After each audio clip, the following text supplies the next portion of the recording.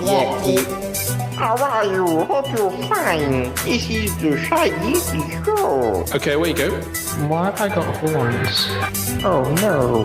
Oh, it's the Shy Life Podcast. Oh, there's going to be some drama ahead. All I wanted was a bite, and then I hatched out of an egg. Okay, bring the mic over. He's ready to record. Is it metaphorical? Is it deep? Can you hear me okay? I can.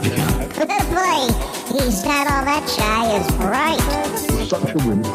Blimey, Governor, it's the Shy Life Podcast. Oh my goodness. Hello, Paul. Quack, quack, quack. I do have very talented. Excellent. 730.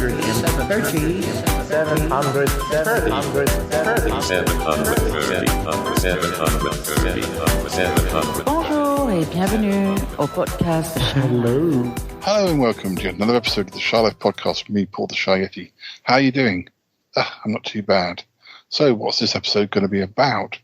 Well, it's part of a continuing series, in a way, that we've done on the Shy Life Podcast, all about another podcast.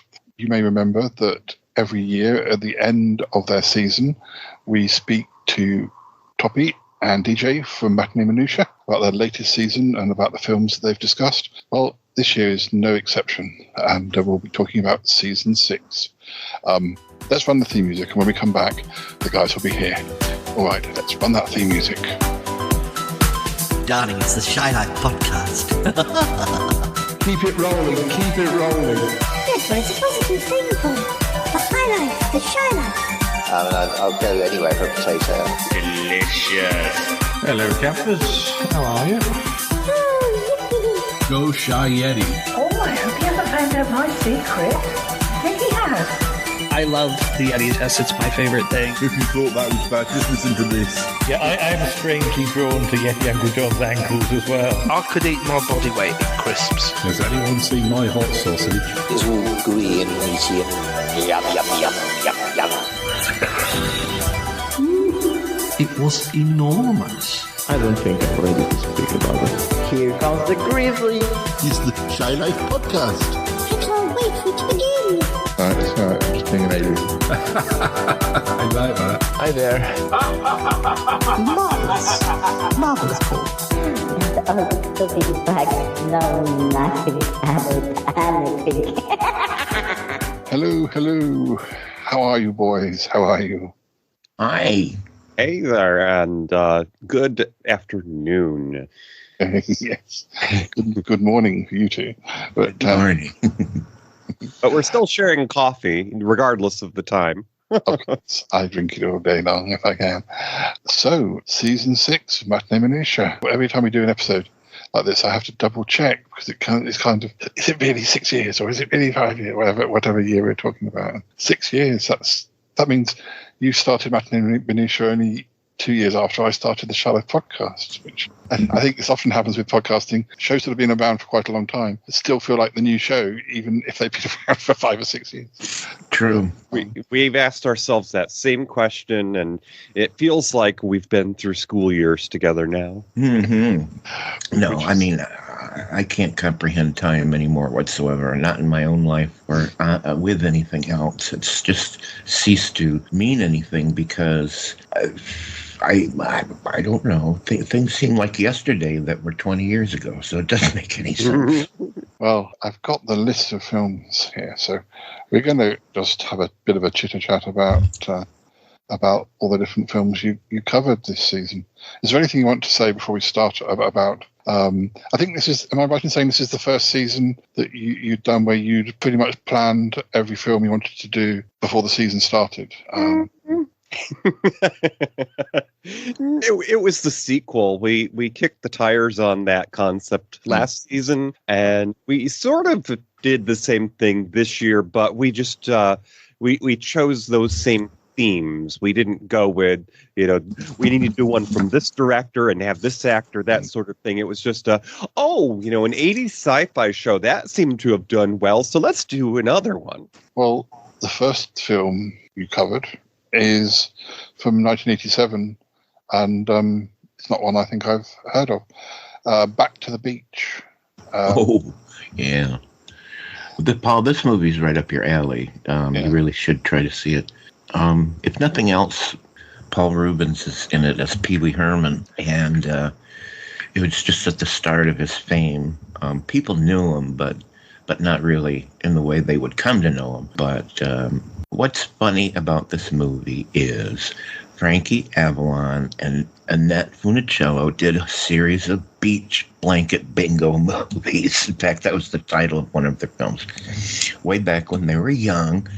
And they were drive-in movies for teens. And Annette Funicello, of course, was a former Disney queen. And she called Disney and said, "Do you think it would be okay if I did this?" And Disney said, "It's your life. You go, girl." And so she did. And they were completely innocent, although they were suggestive for the times, sex romps without the sex. Well, imagine those characters that we saw in those films were transported in time to the mid-'80s or whatever it was, but they still acted and behaved as if it was 1967, 68. And they have a wise kid, and their children are of the 80s, and they just think they've got the weirdest parents. I mean, Annette's always whipping out the peanut butter sandwiches, because she used to do commercials for Skippy. Anyways, it's that kind of a thing. It's like they did the Brady Bunch, but I think it's even more clever than the Brady Bunch movies I'm talking about. I was going to say, I don't know much about the Brady Bunch, but I do remember there being a movie where, like as you say, it was them, but in modern day. The plot of the movie is just right out of one of their old movies.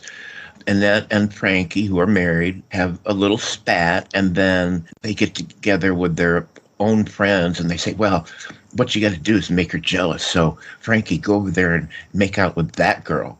And when your wife sees you, she'll be all jealous." It's that. It's what they did. It's exactly what they did.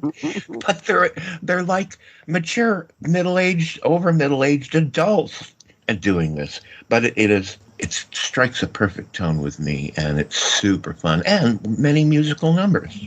And to bring it up to then modern times, it was very charming, because Annette, being the Disney queen that she was, and of course, it should be noted that this was not made by the Mouse House, so there were probably some agreements behind the scenes that you can't mention Disney or the Mouseketeers or whatever, but you can wink and nod.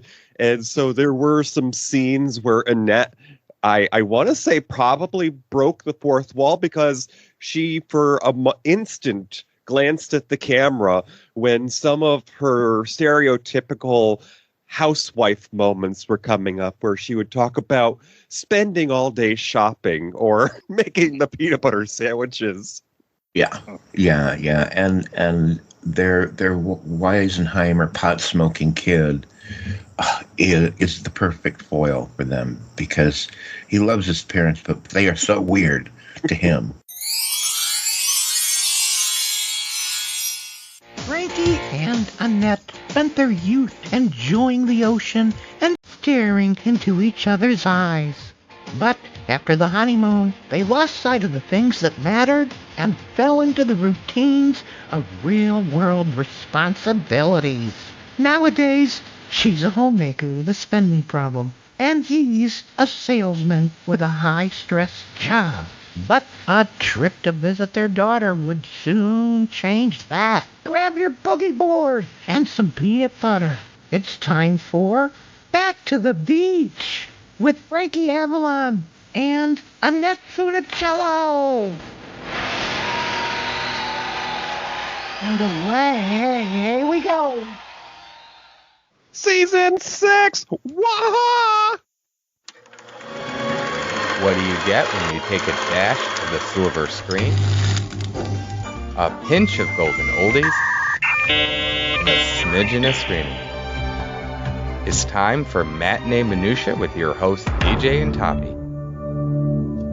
Alrighty, so back to the beach, as Gertie was telling you about there.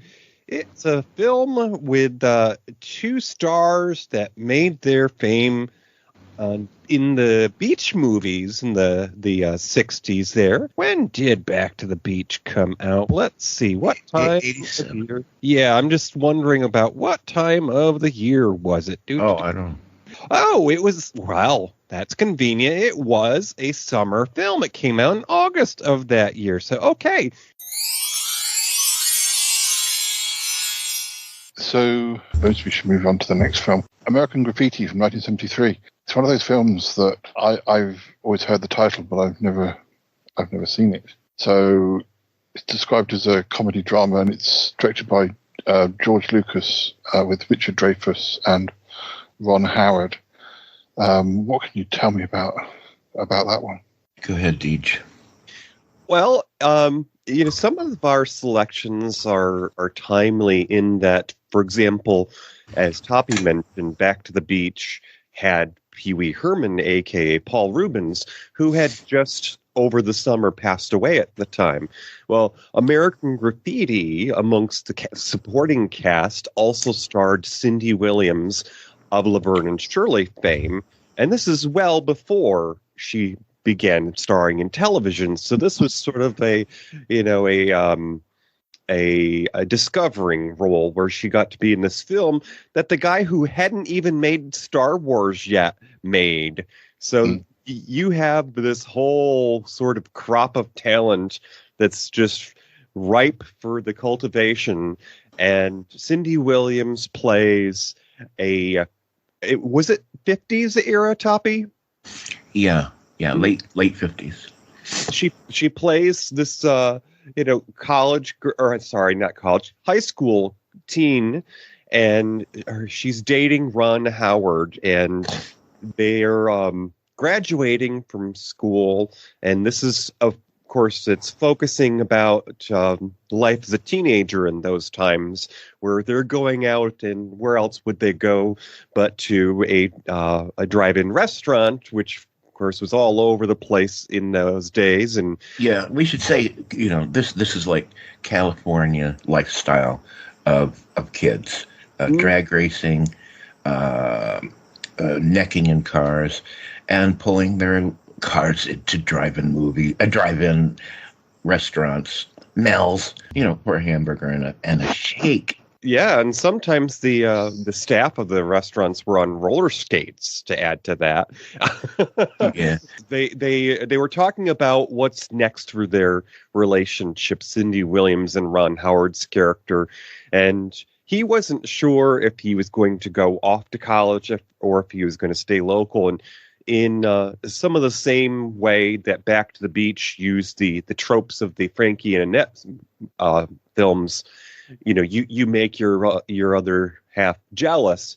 They played into that with American Graffiti. They wanted to know what would happen, because if one does go off to college and the other one stays local, well, now they're in trouble because it's a long distance relationship, and that's going to test the waters.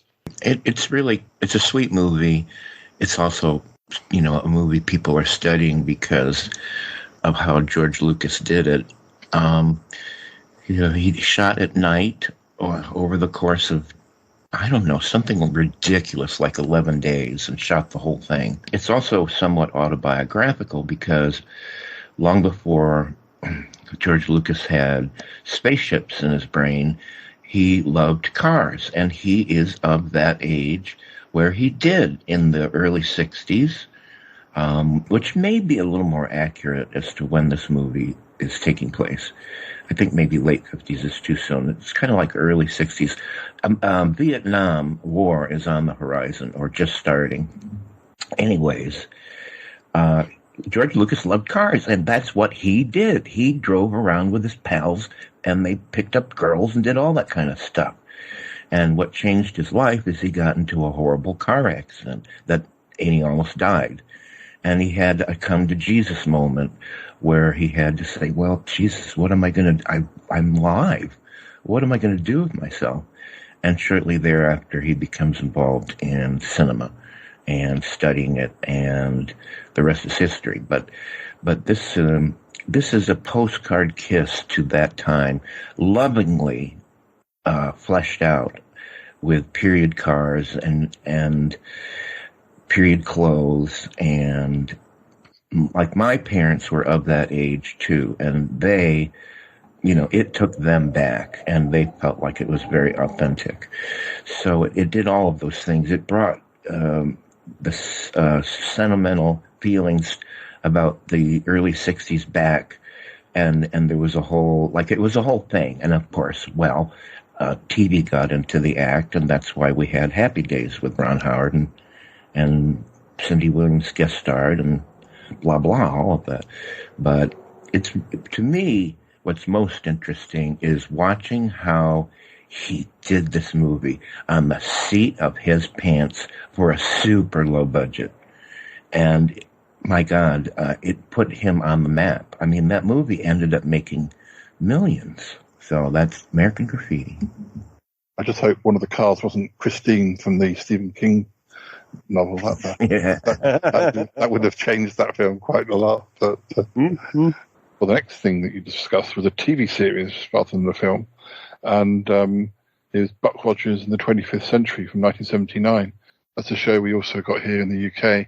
I'm not sure if I watched every episode, but sometimes it wasn't on the BBC, it was on ITV, which was the sort of rival channel. So sometimes they deliberately put it up against something like Doctor Who, just to try and mess with the ratings. I can't remember if that was the case, but it might explain why I didn't necessarily see it all. But anyway, tell us more about Buck Rogers. So, Buck Rogers in the 25th Century, it had had its life in earlier times, and I want to say that it was a radio serial, and it was a comic series. Yeah, comics in the newspapers first. Actually, might have been pulp novels first. No, it was a comic strip. And then came serials in the movies and a radio show. So it was a well-known character in the 20s and 30s. Popular. And I want to say with the timing, because this started airing on television in 79, it didn't have a very generous run. It was, I think, 2 or 3 seasons at most. But it was right in the vein of popularity there with the science fiction realm, because you had Star Wars coming out. Battlestar Galactica was going to be made not long from him. And, there was a Star Trek movie that went to theaters. So they wanted to adapt this and to bring it to a modern audience. And, should be noted also another serial, a radio serial, Flash Gordon, was going to be made within a year of this. But it suffered some budget issues, and there was a cultural issue, because you had a woman of authority who was in a leadership role, played by Erin Gray, and by the time the second season was due, they unfortunately downplayed her character a bit. They made her a little bit more submissive. She didn't get to speak as much, and she didn't get to be in the fight scenes as much. And the actress who played her herself, Erin Gray, refers to the second season version of her character's uniform as the Dairy Queen outfit, because she wore a wedge cap, and she had sort of a white a throw, like a little jacket that ladies wear to keep warm over their evening dress. And it was just, it was a little demeaning, but it was fun to watch, because every week you had another adventure. You had, spaceships, and you had lasers, and Erin Gray actually in the first season got to wear some rather flattering outfits that were space age material. Yeah. This is by the creator of this is the exact same guy who created Battlestar Galactica, and he took what he learned from Battlestar Galactica and used it scant year later in Buck Rogers. And, he learned, an expensive TV show can't sustain itself. So Buck Rogers is not going to have the huge budget that Battlestar Galactica had. Can't do it. Battlestar Galactica wasn't the smartest show ever, but Buck Rogers got dumbed down even more because he knew they had to be churned out if it was going to work. And so the plots are a little dumbed down, the sets are, everything's a little dumbed down, but it's still fun and it's of its time. And I think anybody would enjoy watching a couple episodes of it. Oh, and certainly because of the timing that was on television, you had a who's who of guests coming on every so often. And you might be surprised to learn that Jamie Lee Curtis of horror movie fame had a guest appearance on an episode, and she played a very much Sigourney Weaver kind of alien character. She was on the run from the law. And this might have even been before her first appearance in the Halloween films. In fact, it might have actually coincided with their fame in the first one. Yeah. Also, the series is somewhat famous for Mel Blanc lending his voice to a character called Tweaky, who just went, gee, Buck. It was, okay, when I say dumbed down, okay, that's what I'm talking about. And Tweaky carried an artificial intelligence around his neck called Dr. Theopolis, I believe. But anyways, what can I tell you? Now, the next film you discussed in sort of mid-November we've reached was a film called High Anxiety from 1977, which stars Mel Brooks and Madeline Kahn. And I'm afraid it's another one that I don't know about, although I do know sort of perhaps some of the earlier Mel Brooks films. Mm-hmm. Well, Mel Brooks liked to do parodies. He parodied the West. He parodied horror movies, and this was a parody of Alfred Hitchcock themes and tropes, and woven together into some sort of plot. So you'll see him in this movie, Mel Brooks making fun of Alfred Hitchcock's the way he made movies.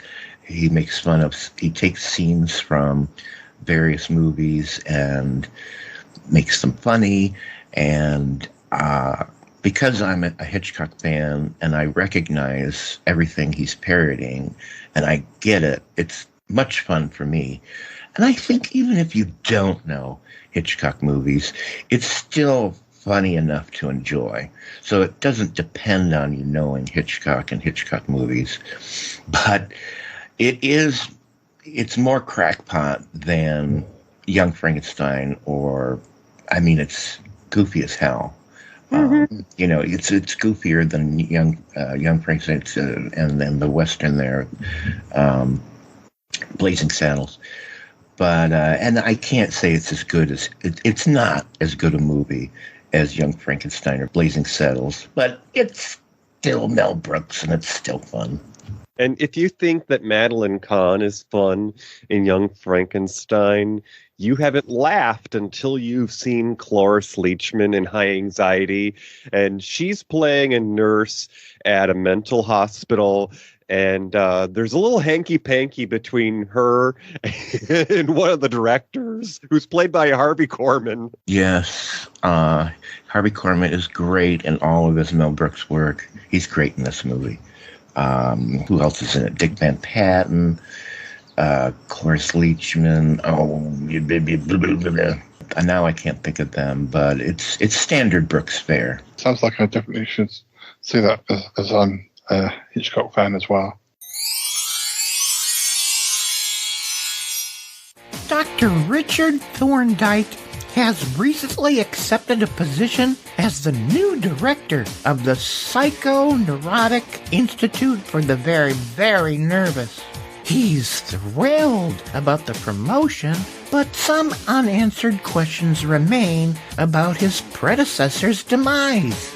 No sooner than Richard has met his staff, he's off on a business trip, and while the cat's away, will Richard make friends at the conference? Will he help his patient's daughter? Will he overcome his fear of heights? grab an overnight bag and a camera. It's time for High Anxiety with Mel Brooks and Madeline Kahn. Take it away, fellas. We seem to be around that 70s era there, Toppy. I hope you've got your bell bottoms and a few things polyester laid out for the dry cleaner. Well, they all perished in a fire. But yeah, we can pretend. By the way, one of the strangest things about researching tonight's show was just that I simply didn't have the right spelling of anxiety.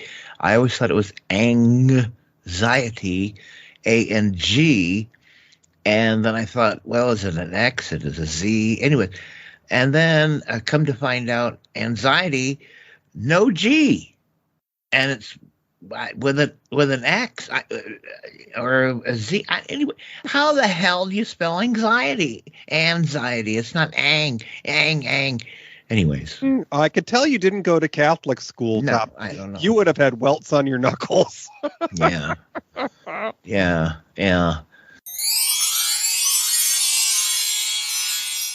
So the film you did after that was Planes, Trains and Automobiles from 1987 with Steve Martin and John Candy.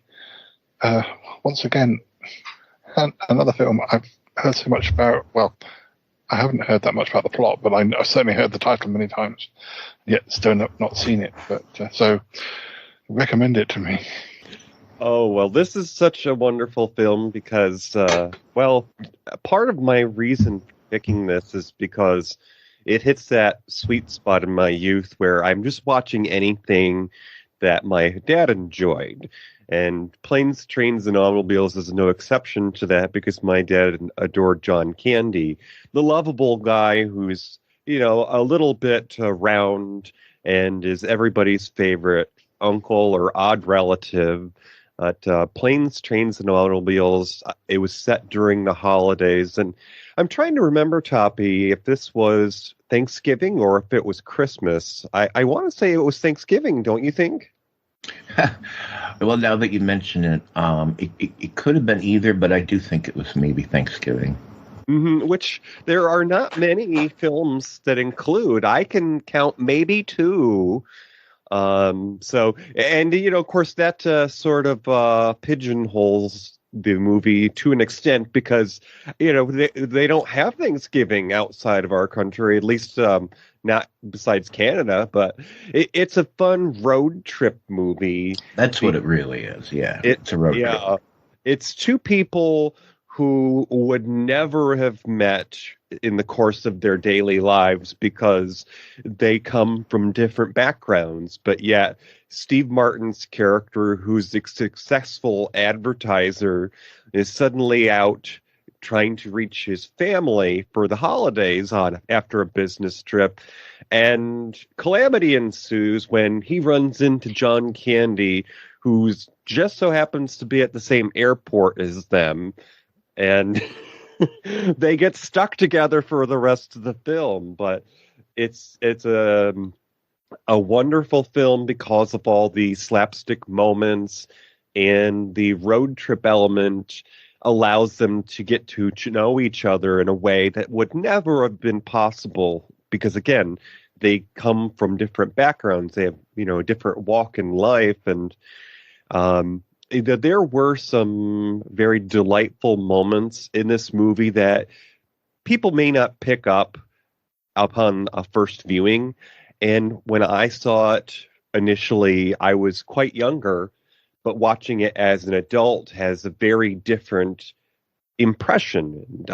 Toppy, you were talking about a very famous scene when we did this where they had sort of a breakdown in the hotel room because they'd been together for so long and never meant to keep company. They kept trying to go off on their own, and they kept ending up back together. Yeah, it's almost the climax of the movie, almost, but it's these two people who really, well, Steve Martin does not want to be around John Candy, but somehow they keep getting stuck together. And John Candy becomes aware, boy, this guy really doesn't like me. And finally, when they're claustrophobically caught in this little hotel room,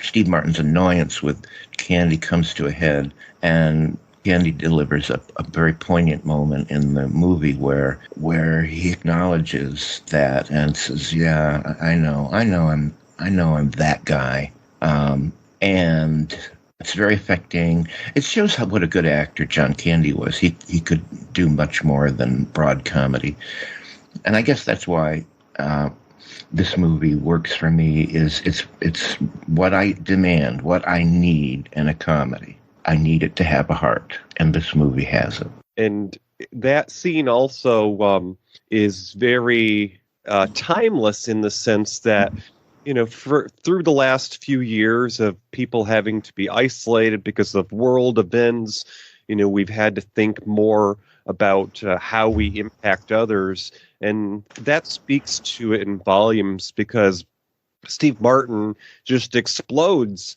after they've had all this time together. And it's like he's using his inside voice. He doesn't realize how hurtful the things that he's saying are. But John Candy delivers because he doesn't take it. He gives it right back, and he basically says, "Shame on you." Right. So it works. It works on all levels. I absolutely agree. I enjoyed it much more the second time, which was for our show. The first time I saw it was when it came out, and I just remember, okay, that was good, but I didn't think a whole lot about it. But on the second viewing, there was a lot more to think about. Somehow, you're right. That's perfectly put, DJ. We are living in an era where now we are. Well, hopefully, we're thinking about the other person maybe a little bit more. And maybe it's because we have to. I'm not sure, but it makes the movie is more in tune with today than when it came out, I think.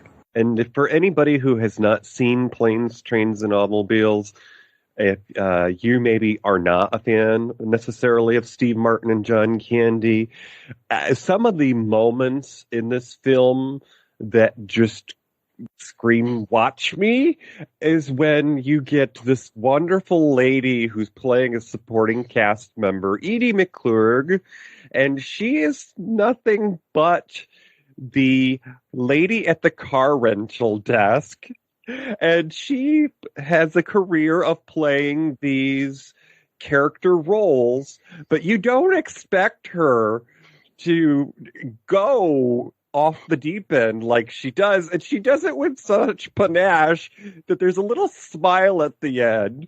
And when you see this movie, you're like, oh, did that sweet lady just swear? Yeah, that was great. Yeah. Well, moving from one comedy to another comedy, your next subject matter was a sitcom, Who's the Boss, which ran from 1984 to 1992, starring Tony Danza and Judith Light. You have Matt as a guest, Matt Burlingame as a guest in that episode. I'm not sure if that's a show that got over here, or it's just possible that it's just been a very long time. Do you want to tell me about Who's the Boss? Oh, goodness. So this is one of those shows that I watched as a kid, and I grew up watching it. It wasn't something that I watched all the time. I would catch an episode every now and then, but it had appeal to the whole family. And in my situation, it was very similar to the roles of the cast members, because in my family, my mother had become the main income person, the breadwinner, as we say. And in Who's the Boss, you have a household where the lady of the house is this important person who has a job at an ad agency, which in the 80s, it seemed like everybody who had important jobs were in sales. Maybe it was just the period of, success and conservatism, but Angela Bauer is looking for someone to take care of her kids while she's off at her big important job, and she is hoping to get some possibly mousy woman to clean her house and tell the kids to eat their vegetables when her mother, so wonderfully played by Katherine Hellman, intervenes and brings her some eye candy, who just so happen to be able to get the job done because they're no stranger to getting their hands dirty. In fact, they are actually in complementing situations because while Angela is a divorcee, or maybe she's a widow, I'm not quite clear on that, but Tony, played by Tony Danza, is a widower who's lost his wife and is raising his daughter on his own. So you've got two single parents, and when they meet up, their lifestyles complement each other in a surprising way. Yeah, this was a sitcom in an era that I pretty much had nothing to do with sitcoms. It was just a biased view I had at the time that sitcoms were mostly stupid. And dim-witted. And some of them certainly were. I mean, okay, sorry, you'll never, ever, aside from the pure slapstick skills of the lead in Three's Company, John Ritter, you'll never get me to watch an episode of that and say, oh, that's one smart show. Nope. Sorry. Married with Children? Nope. You'll never get me to say, oh, isn't that a clever show? But I have to say I kind of was expecting that when I started watching Who's the Boss or Matinee Minutiae. And I was pleasantly surprised. It was much more than a stupid comedy. It actually had quite a lot of brains behind it, and the writing was good, and the character situations meant something. And that's, again, that's what, if a comedy's going to get me, it's got to mean something more than just one stupid scene after another. It's got to. And this did. It had good relationships, and it was funny. And, you know, when you've watched a few episodes and you've settled in and you think that you've got the formula down, along comes Katherine Hellman's character, who just turns it on edge because she's the older mother. She's grandma, but she's still acting as though she's, young and available. And she's giving her daughter dating advice like, they're girlfriends in school.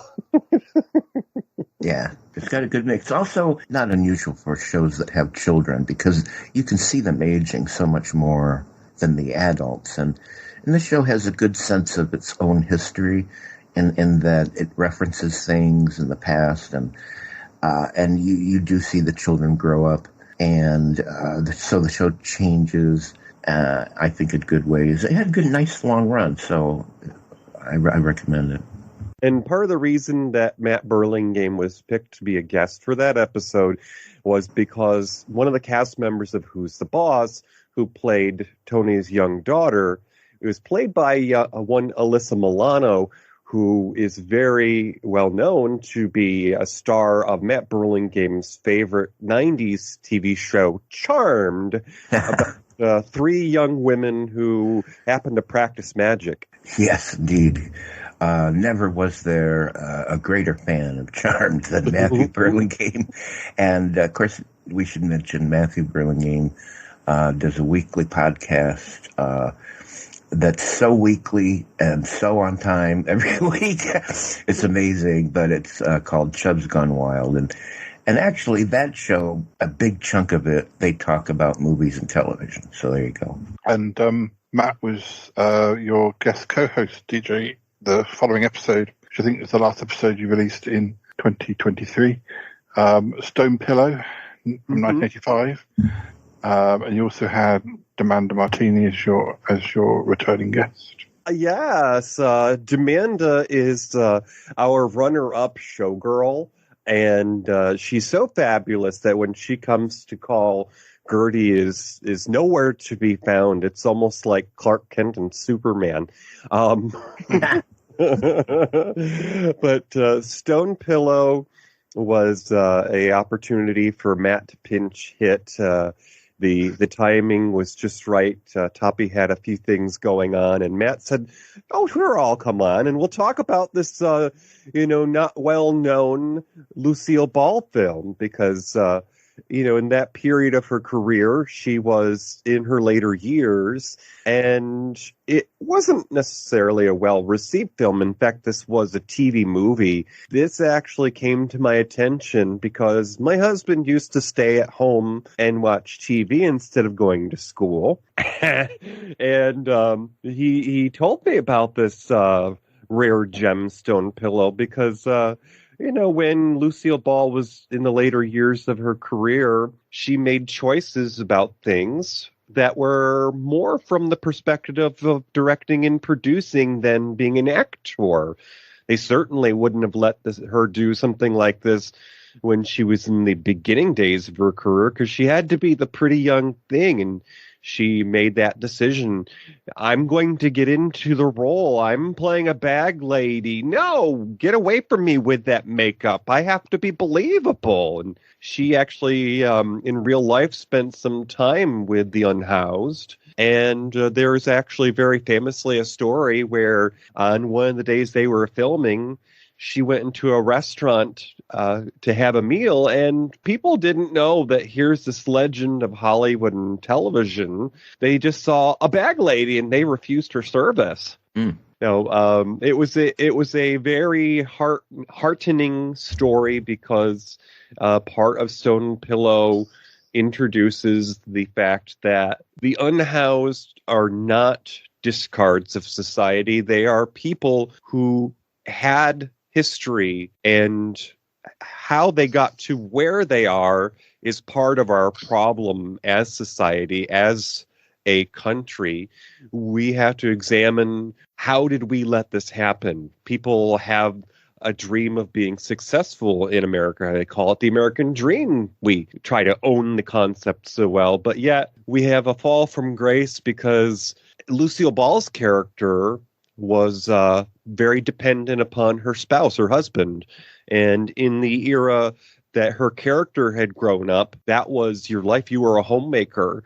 And when her spouse passed away, she hadn't held a job, and her kids had all grown up and moved away. So she found herself out on the streets. DJ, I saw this movie when it came out on television, which was a very long time ago. Do we know why her children don't come to her rescue? What's the deal with that?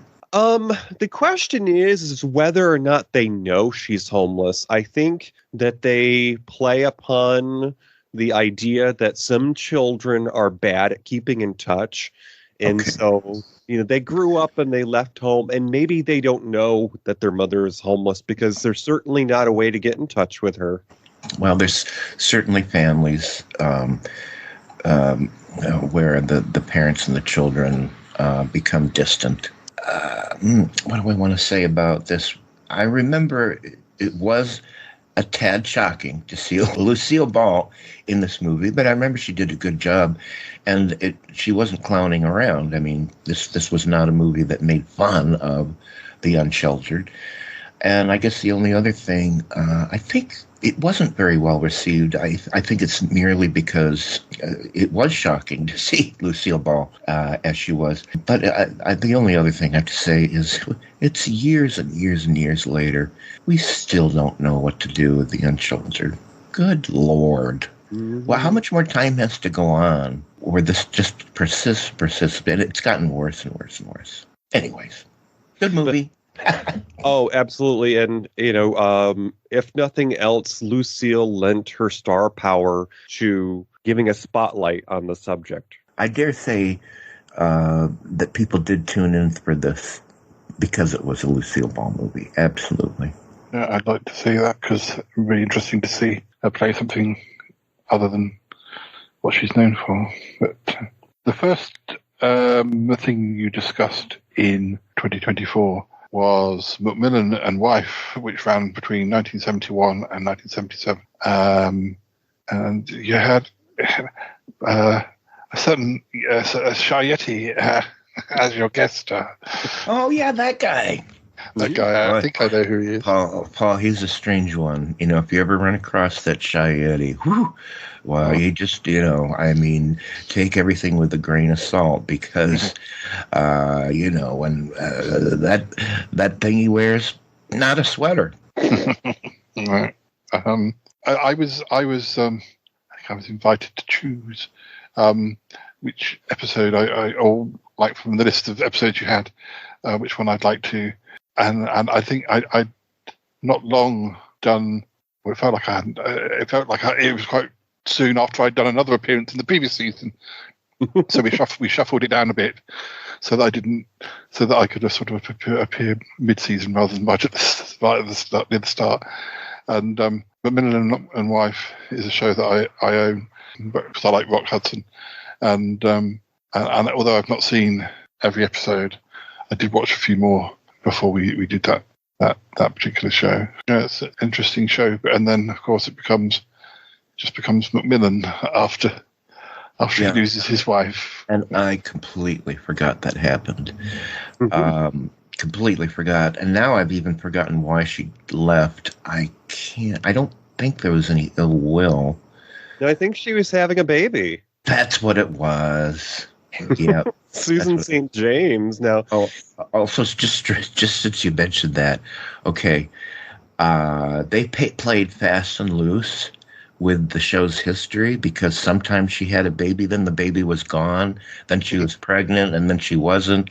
So the continuity isn't strict. Part of the reason for that is this was a series that aired as a 2-hour television movie, essentially, and it rotated with at least 2 other shows in the same vein, Columbo being one of them, McCloud being another one. And the benefits for that was they had more time to write, to produce it, and to give it a little bit, to bring it up to a 2-hour length that is good, and such that you wouldn't get 22 episodes of Macmillan and Wife. You would get, 6 maybe, but they were 2-hour movies, and maybe that's why the continuity really fell apart. And but I dare say most people didn't even notice that she had a baby, and then the baby was just gone and not mentioned. I don't know. But they were fun stories, and Rock Hudson and Susan St. James were great on screen together, and it was just, he was a detective, I guess, or maybe higher ranking, and somehow his wife would get in on the adventure, and there was in terms of the writing, there was a bit of an old style screwball comedy writing element to it, because the dialogue could sometimes be very much like dialogue, fast, goofy dialogue that would have been at home in an old 1940s screwball comedy. And there were a lot of scenes that had that flavor. And I think the other actor that was really great into it was John Schuck. I hope I'm pronouncing that right. Isn't that right? John Schuck?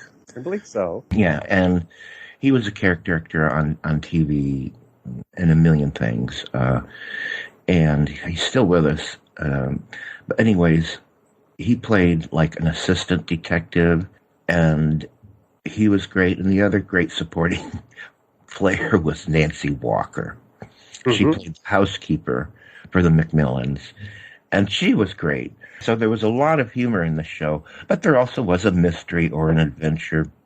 And Rock Hudson did a lot of his own stunts. So fun, really fun series. Yeah, and for me, this was a moment of intrigue because it came out, of course, before I was a twinkle in the eye, but due in part to the situation of the world in the 80s, and by that I mean the AIDS pandemic, the AIDS crisis. Of course, we lost Rock Hudson as part of that, so the intrigue was there because, of course, everyone knows Rock Hudson was easy on the eyes, but ironically for me, McMillan and Wife was most appealing because of Susan St. James, because as a kid, I used to watch a show that we discussed on Matinee Minutiae a year or two before, Kate and Allie. So I hear that there's a show with a man who's easy on the eyes, and by the way, his wife is played by this woman on a show I adore. Oh, yes, I'm going to watch it. Talking about the stunts, one of the episodes I watched was one where he was trying to do a chase a criminal on because it's set in San Francisco, and that there was one of the trolley buses, and the first it was a car chase, and then it became a trolley bus chase of jumping from one trolley bus to another trolley bus, and it yeah, I mean that was him. That wasn't a stunt double. And oddly enough, the show sank after Susan St. James left. I think there was just one season, I'm pretty sure, just McMillan. But on the other hand, I watched the McMillan episodes. They were fine. I mean, there was nothing wrong with them, but you did miss what Susan St. James brought to the show. But those episodes still were good to me. It's a bit like when I watched recently one or two episodes of is it Mrs. Columbo? Well, it had lots of different titles, but it was a spin-off from Columbo, or an unofficial spin-off from Columbo, and it's sort of got bad some reputation. But I watched one episode which was a bit supernatural themed, and I thought it was great. So maybe not Columbo, but it was if it had just been put out as a sort of standalone detective series, it would have been a forerunner to something like Murder, She Wrote. Yeah, I agree. I was entertained by Mrs. Columbo, and it was maybe a bad choice to do that because in Columbo, the character of the wife is mentioned practically every episode, but you never, ever, ever saw her. Even when in one episode, they were both, Columbo and his wife were on a cruise ship, and you would think, well, how can you not have a scene with them together? But they didn't, but she was referred to. Anyways, still, they backtracked. That show went, and they kind of said, you know what, let's just pretend we didn't start as Mrs. Columbo.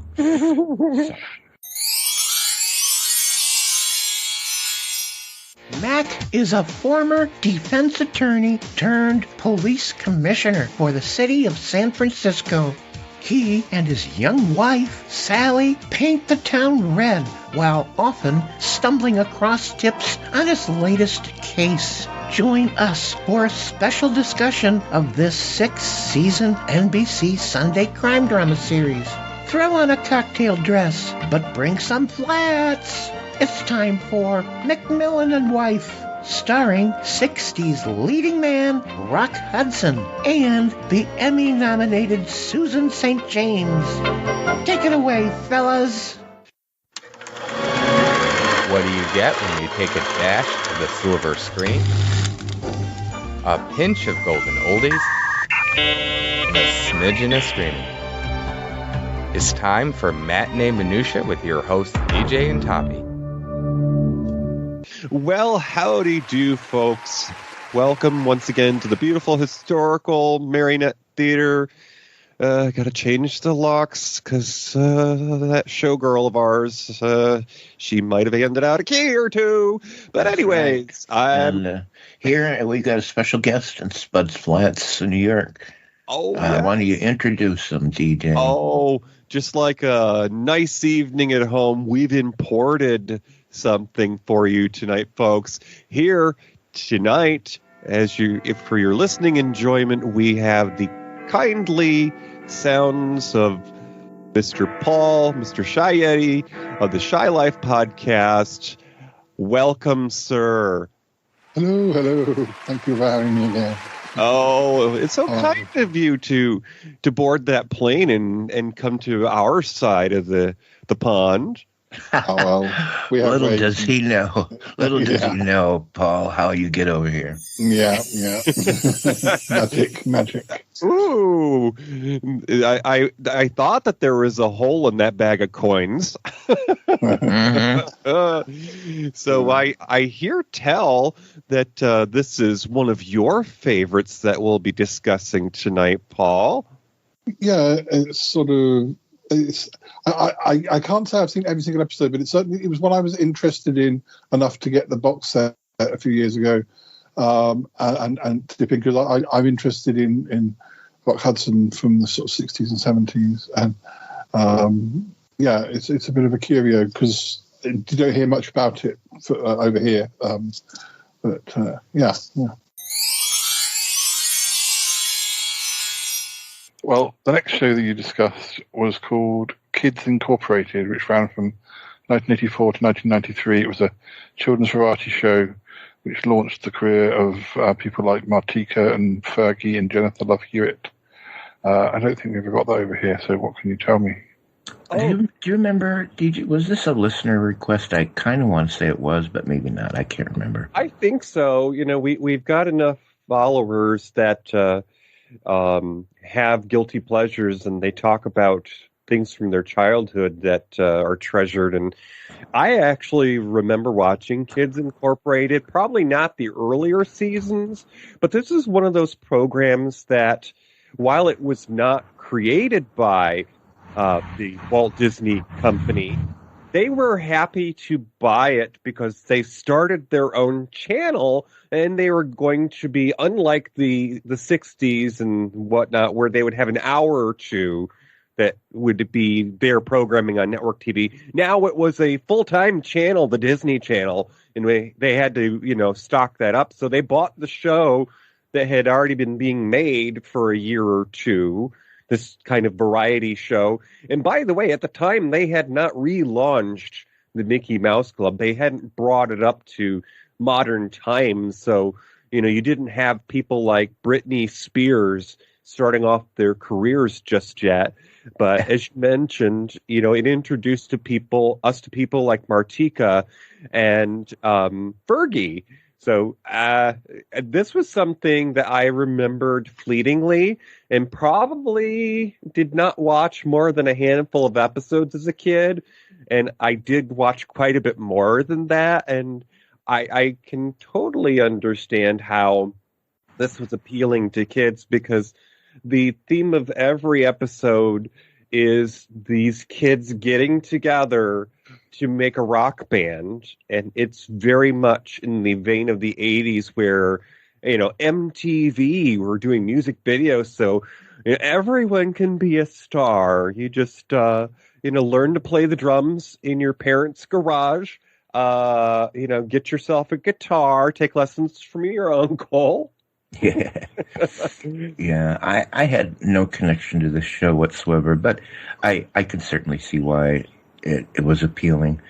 One of the problems I have to this day is kids that sing and dance and act like they're adults creep me the hell out. Sorry. Now think back. I'm going to try to illustrate this so that people can understand what I'm saying. Think back to the Little Rascals. Well, the Little Rascals was nothing more than quite often a bunch of kids who sang and danced. But when you watch them, they're little kids, and they sing and dance like little kids. But somehow, somewhere, someone thought that it would be great to have kids that struck adult poses and had adult attitudes and sang and danced like adults. And I'm sorry, it's creepy. I think we had a show over here, Mini Pops or something, which was little kids dancing to modern day pop songs, but very much dancing like they were the adults, singing songs that weren't appropriate for their age.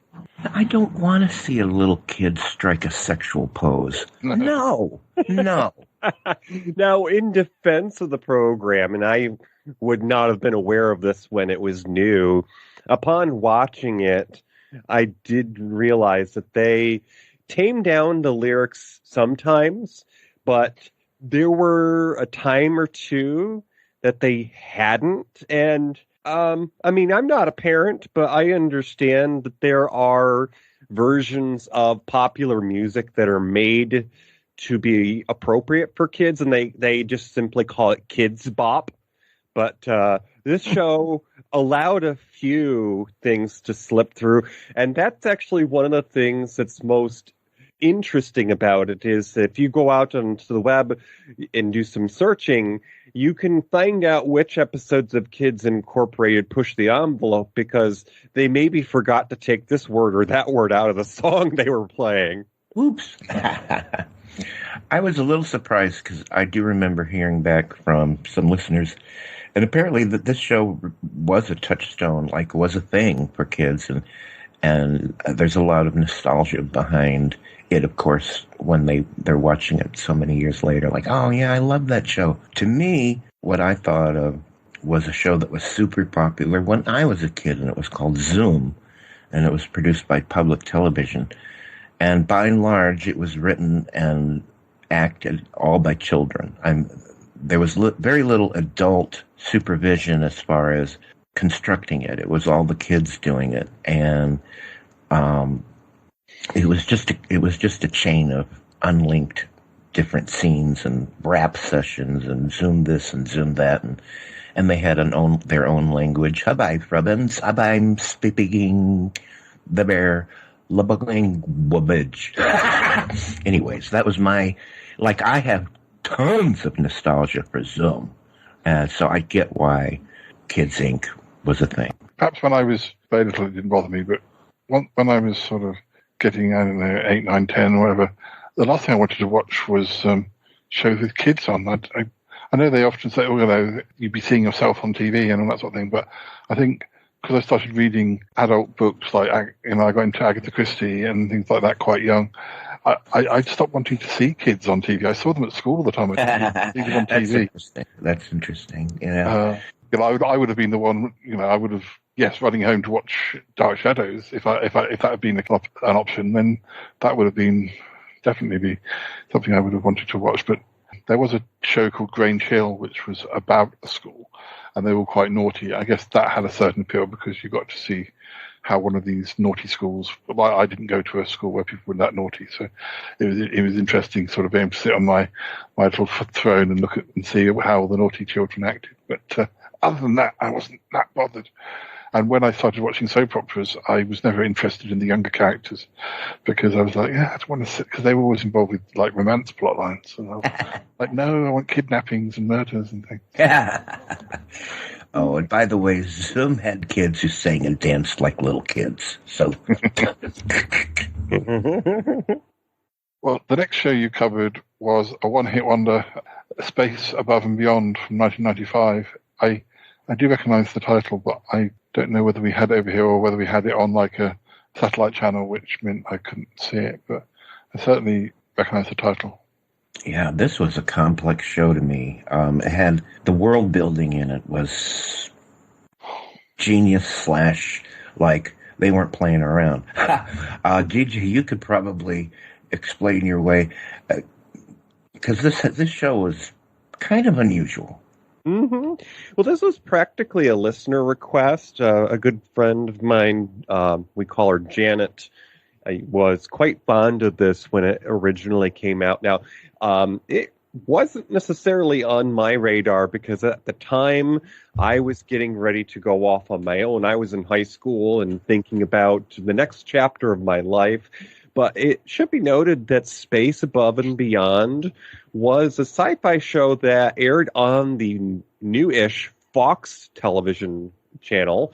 And only a handful of years before, Fox had done their very first sci-fi show, another one that we discussed, Alien Nation. So they were sort of new to making sci-fi, and they were, trying to build on their experience.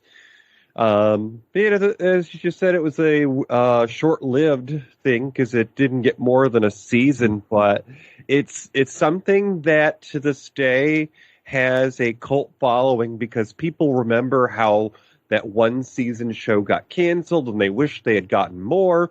And this story actually influenced another series of movies that weren't directly related. They had Neil Patrick Harris in some of them. They were called Starship Troopers. And it was this idea that in the future, we haven't yet reached the utopian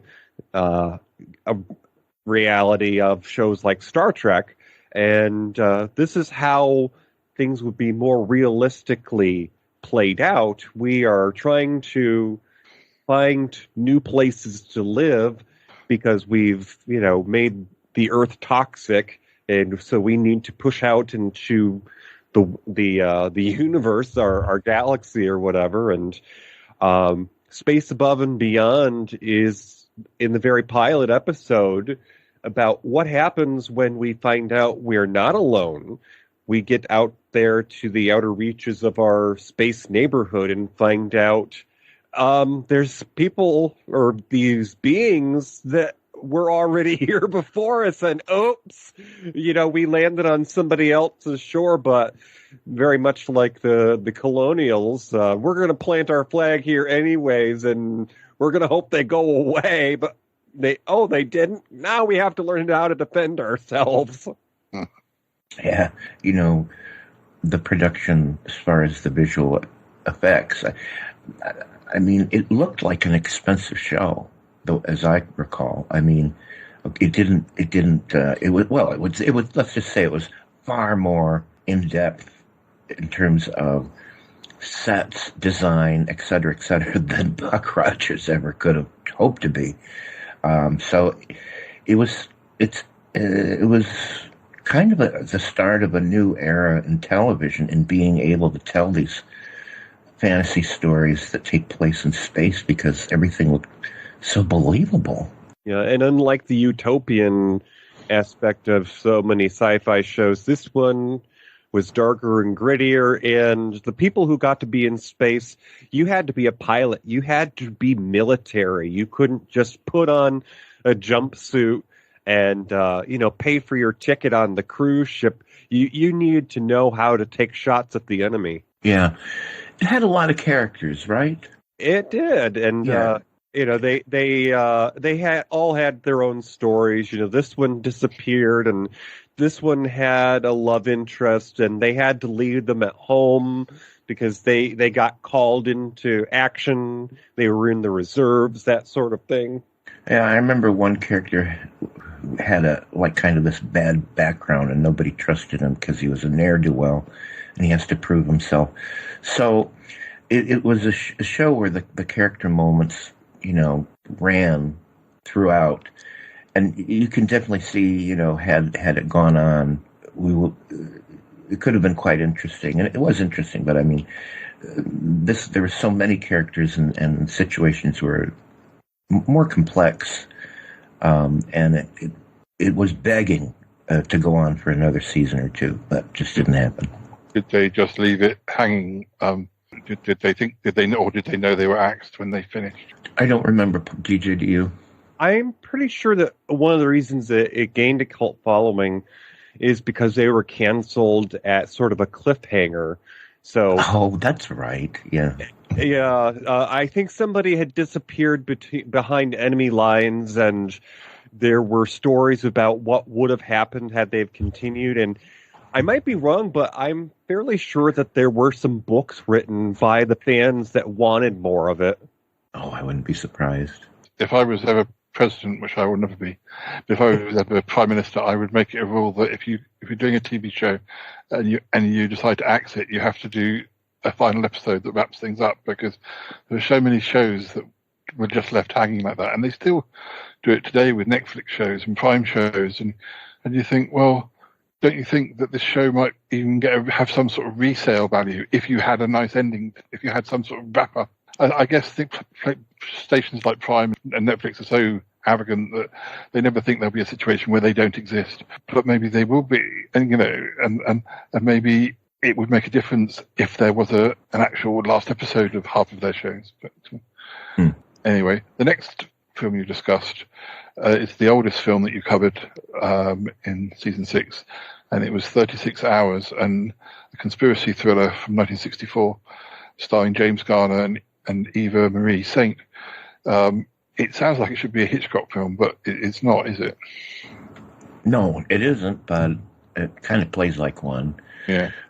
This was, an interesting time. And we were, of course, really spooked by the Red Menace and all that jazz. And how did we pick this? This seems like an unusual movie for us. Why did we do this?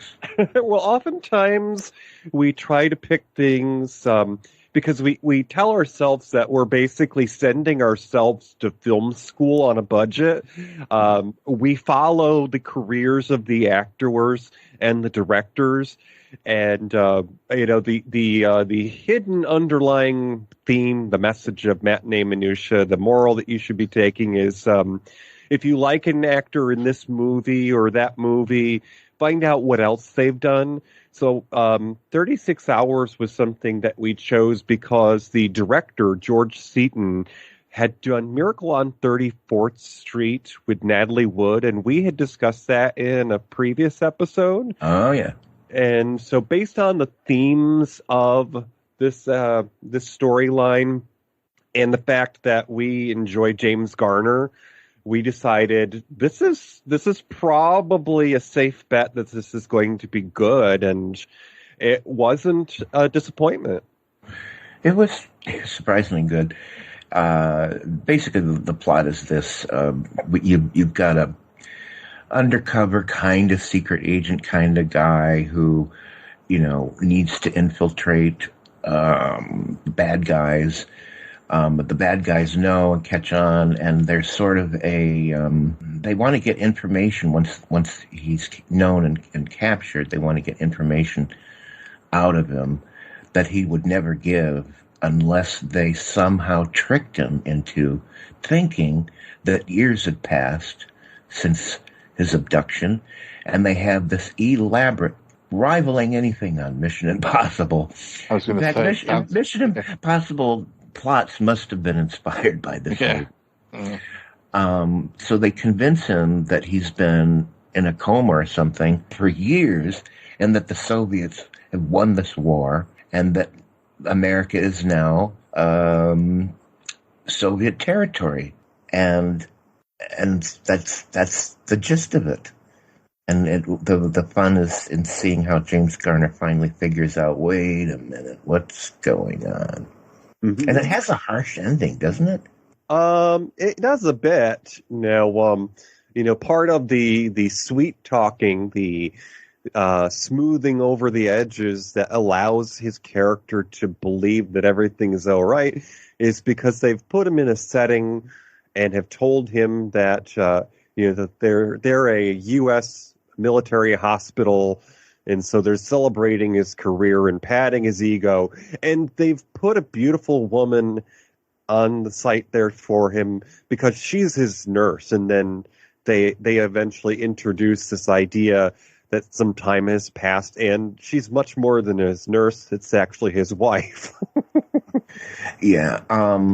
So when he realizes that basically this woman who he's come to kind of trust is actually a betrayer, James Garner doesn't take that too well, and also Eva Marie Saint, she knows what she's doing, and she knows it's bad, and she has regrets, and she's kind of being forced, but kind of it's her job, but she kind of really does love James Garner, but she's supposed to be on this mission.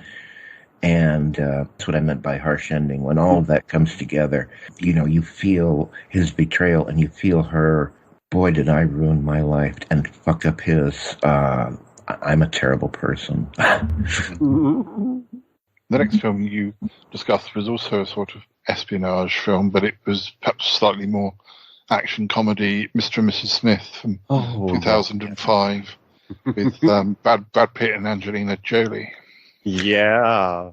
This was from a period when they hadn't yet fallen for each other. And of course, in more recent years, we find out that when you've been together for a while, there's a period where the honeymoon could be over. But Mr. and Mrs. Smith was literally spy versus spy because Mr. and Mrs. Smith were each, for hire. They made their living off of getting rid of who they were told was the bad guy for money. Neither of them knew the other was a spy. That was the thing about it. And how they shielded each other from knowledge is, borders on disbelief. But anyways, it works because it's mostly just a sizzling action pick. But the gag is that eventually they discover each other is a spy for a different outfit, and they both are told to kill the other person. Look, it's a fun romp, very violent, but it's fun. There's a hell of a lot of shooting, and I don't know how. It's one of those movies where there's so much shooting, and people are running, and you say, "Wait a minute, everyone should be dead." Everyone should be dead. There's no way anybody didn't get hit by a bullet. But it's one of those action things where you eat your popcorn and have fun. But absolutely, the last thing I'll say is Brad and Jolene just sizzle on screen. It's no wonder. They just sizzle. They had it. They continue on themes set by shows like Get Smart, which was, Maxwell Smart in 99, although I don't remember if she was actually, she actually became an agent, I believe. But, this is sort of cranking up the volume on the old chemistry. And, Agent 99? Yeah, she was a fellow spy.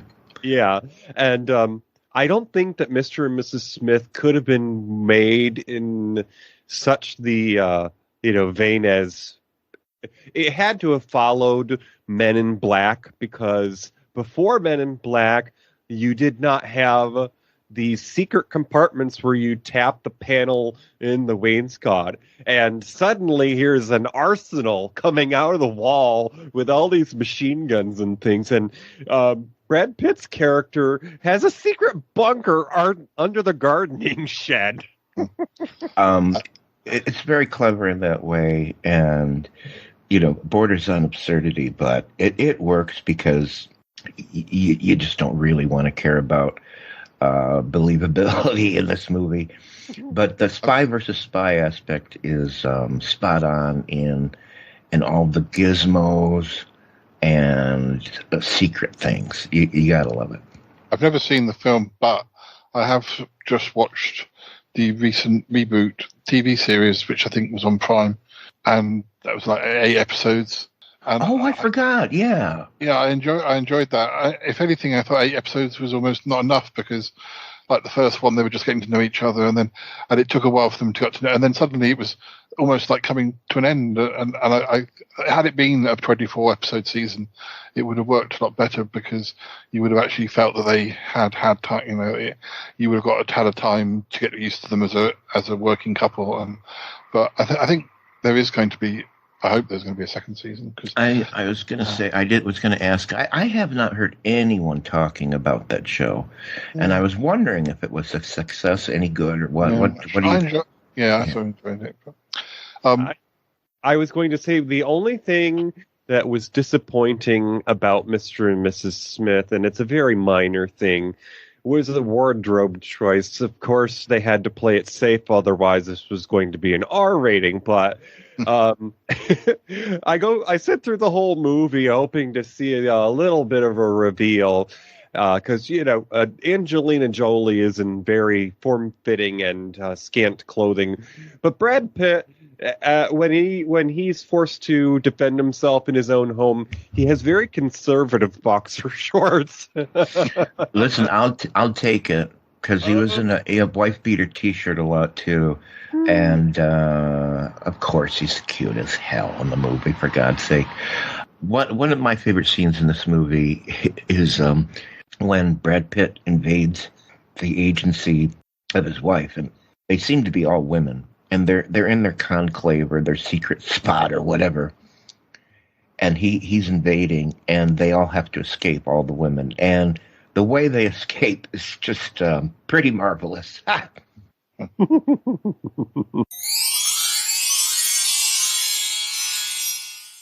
John and Jane are both successful business professionals. Together, they have it all. Luxury cars, a nice house in the suburbs, and a failing marriage. They're both living double lives, it turns out. 6 years into their marriage, after a hard day at the office for both of them, they return home and learn they have something in common. But will it help them reconnect? Or will it be the end of them? And I do mean the end of them, or at least one of them. Grab a bottle of your favorite wine or champagne and your best knives. It's time for Mr. and Mrs. Smith with Brad Pitt and Angelina Jolie. Take it away, fellas. What do you get when you take a dash of the silver screen? A pinch of golden oldies, and a smidgen of screaming. It's time for Matinee Minutiae with your hosts DJ and Toppy.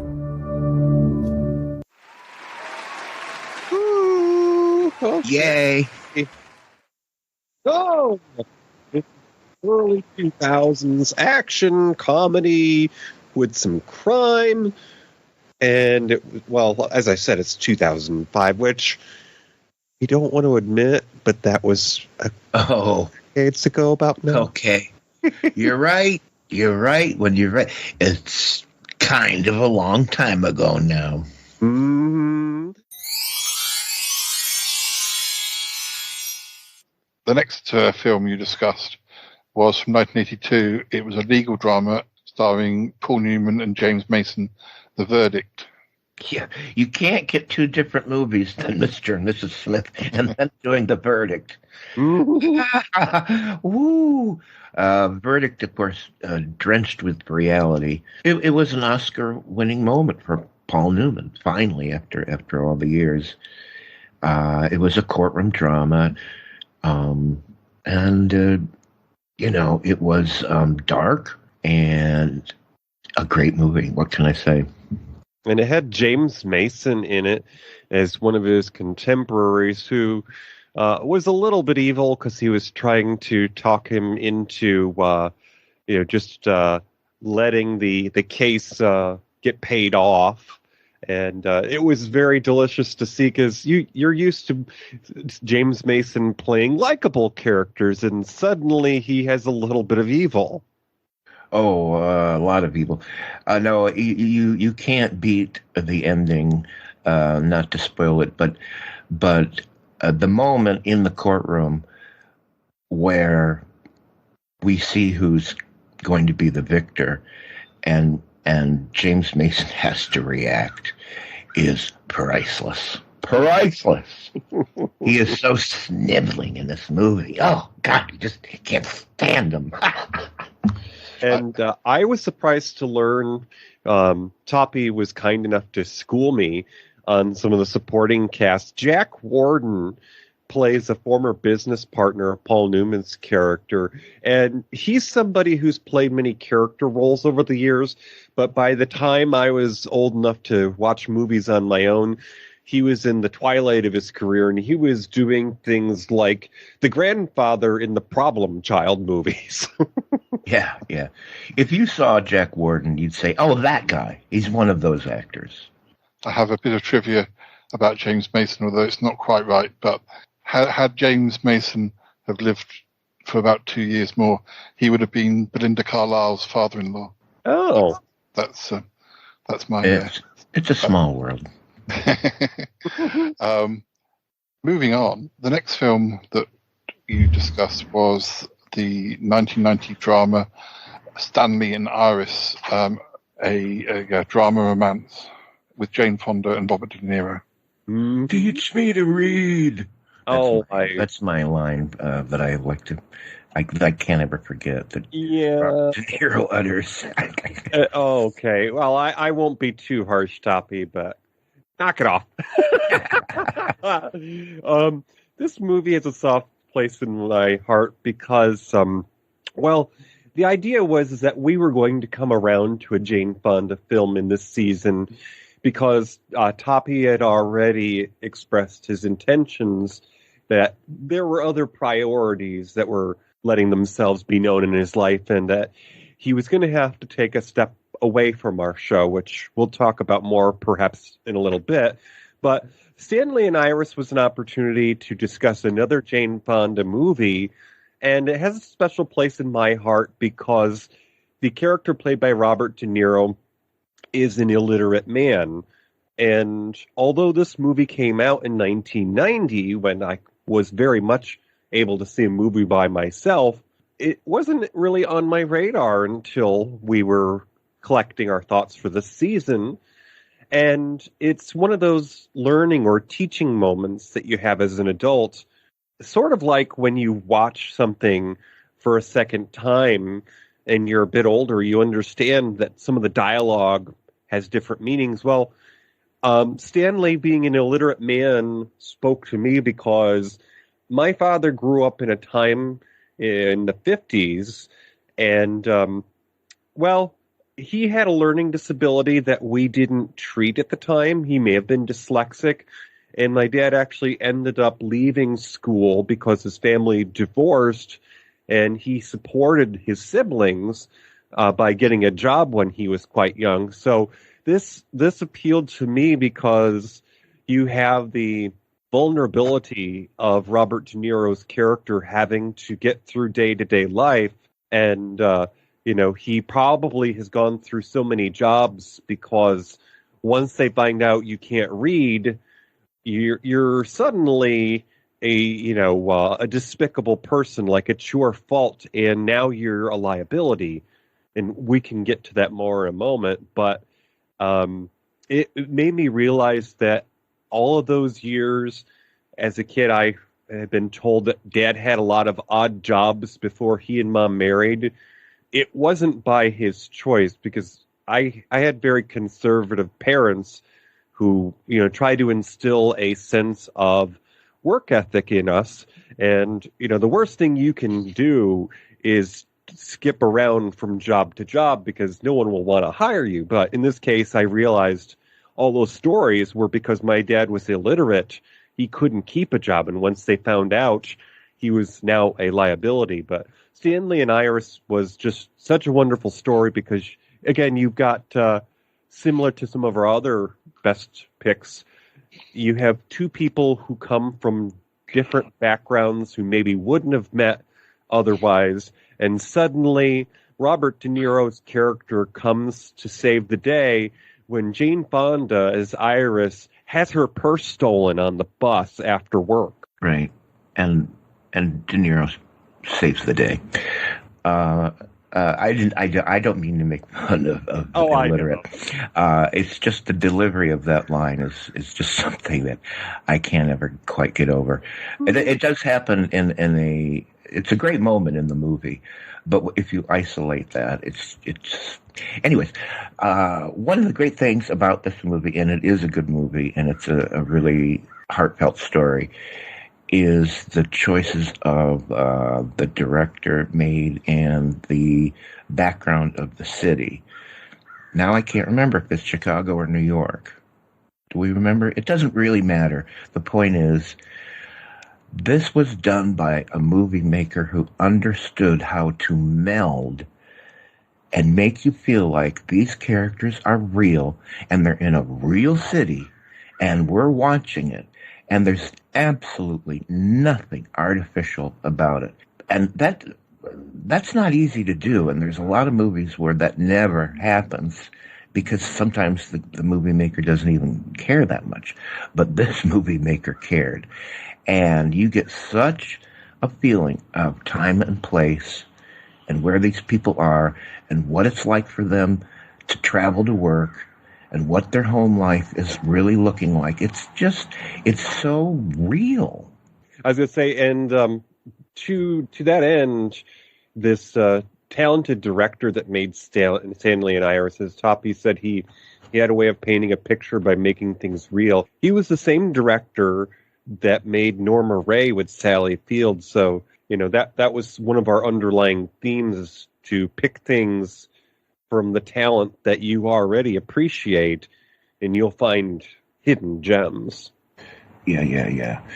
And this was a gem of a movie. We're coming up to the last few films now, so we'll move on to After the Promise from 1987, which is a TV movie starring Mark Harmon. This was an unusual one. I think, DJ, somehow you had a relationship with this movie. Yes, this is one of the films that I remember watching with my father. And although I was young when it came out, so I wasn't old enough to appreciate the story, I remember it being something that very much captured, I guess, his attention.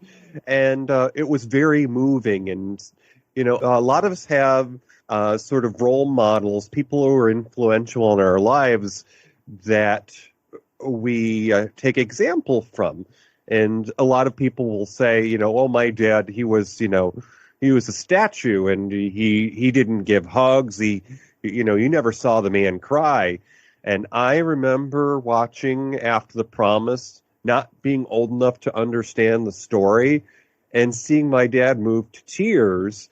And that's because the story of After the Promise had elements that reminded my dad of his own childhood. His parents divorced when he was in middle school, and so everyone had to figure out how to make ends meet, and some of his siblings ended up in foster care. So After the Promise was about a man who had lost his wife to illness. An important part of this movie is that it takes place in the Depression era, so it's a period piece. Mm-hmm. So even though it was set, probably about a decade before my father's own childhood, it had some of the same underlying themes. And Mark Harmon's character loses his wife unexpectedly to illness, due in part to her religious beliefs. She was what we probably would call a Christian Scientist these days. She didn't believe in going to doctors and having modern medicine involved. And she went to the hospital for seemed just like a minor infection, and it was months after the symptoms, and there was nothing that they could do. So because of the times that they were living in, it was questionable for a man to have children at home with no mother involved. So what are the children going to be up to while their father is at work? Right, and nosy neighbors, see the children alone at home and kind of throw the father under the bus, and he loses his family. I think what struck me about this movie is the intensity of Mark Harmon's performance and his never-ending wish to be reunited with his children. You really feel it. It's pretty unusual for a made-for-TV production, and this is on, I think, like the higher end of what can be achieved on a television TV movie budget. This is definitely higher end stuff, and it's a great story. We also see the effect on the children of being moved here and there and foster program, this, that, and orphanage here, and we see these children are broken. So it's quite moving. And it should be noted that this is based on a true story. I don't have the name of the family, but if you look up the movie After the Promise, there are many discussions that will lead you to the real family that it's based on. And as history has told us, there are many people who've lived these types of lives because of the way we felt it was okay for government types to intervene in people's day-to-day life. Yeah. I'll just say also, because I see and marvel at these things, but one way movies can achieve the budget or the expense that they are is because of camera setup and placement, and every time you do it, it's a whole thing. It takes an enormous amount of time, and the way they cut the budget down for TV is, well, we're not going to do a whole lot of camera setups. We're going to do it. We're going to cut them down to the bare minimum. And I guess I'm fascinated when I watched it by how the director was so lean with his choices and everything worked. There were a lot of really long takes and that's just impressed me. It impressed me that all through the whole movie, how economical it was in terms of camera setup, and still worked and didn't look like a cheap movie. It felt like an expensive movie. So to me, technically, that was fascinating to watch. The next film you discussed was one of your more recent choices from 2016, an action drama starring Chris Pine and Casey Affleck. It's called The Finest Hours. Can you tell me about that? Yeah, as you said, it was quite more recent.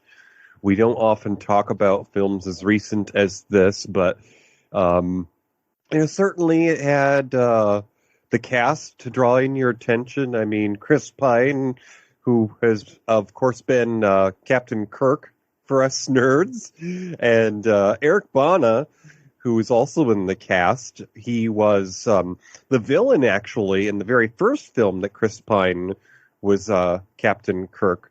But this was another story that was based on real events, and this is about the Coast Guard making a daring rescue off the coast of Cape Cod in a blizzard in 1952.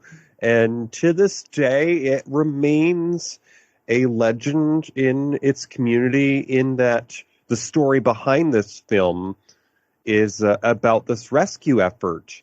And it's I want to say it's like the biggest rescue effort of a small boat, because they didn't know the extent of the ship. We didn't have the knowledge that this was in progress, that this was happening. That boat wasn't supposed to be where it was at the time that it ran into trouble, and there was a storm, and attention was focused elsewhere, and oh my gosh, we find out this ship is coming apart, and there's all these people that we need to rescue, but at the same time, Chris Pine's character is being sent out to get into the fray after he's already sort of been downplayed by his past, not accomplishments, but maybe poor choices. They already think that this guy is a screw-up, and he's the only person that we have to send into the fray, so the expectations aren't very high. And on top of that, his boss is somebody who isn't necessarily making the best decisions. In fact, there is a character in this film who is the love interest of the main character, and she's very much a modern-day woman. In fact, one of the most endearing parts of this film is how the fiance of this main character, the character's name is Bernie Weber. He's a person in history, so Chris Pine is not just playing a character, he's playing someone in history. Bernie has become engaged to this lovely young woman named Miriam, who they met quite certainly because she's a telephone operator, and people listen and eavesdrop because there's nothing better to do in 1952. But she comes to his place of work when she hasn't heard from him, and she knows there's a storm.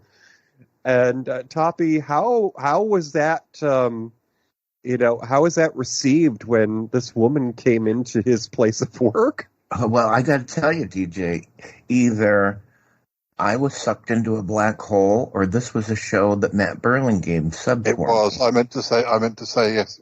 It was a Matt co-host. Oh, I lose Seriously, my place. You know, I think ended up seeing part of it, but there was something going on that I couldn't participate, and Matt Burlingame kindly stepped in. So, yeah, you're on your own this one. Okay. Well, lead me to the water and I'll pour you a glass. But so there's the woman played very beautifully by Miss Holiday Granger is a modern day woman. She comes into the Coast Guard station, and here is this, for lack of a better term, canteen, the break room, with all these men there smoking and reading the paper and whatnot. In 1952, we women don't have the right to have their own bank accounts, much less wear dresses with a hemline that goes above the knee. And she comes in looking for her fiance, and they're all like, "Well, who do you think you are?" And she says, "I'm not leaving until I've talked to someone in charge." And that's Eric Bana, who is playing Daniel Clough, who's a Coast Guard officer from the South because he's got the accent, and he's not necessarily making the best decisions, and he gets called out on it. Holiday basically gives him a what for, and she says, "You sent my fiance out there into this storm."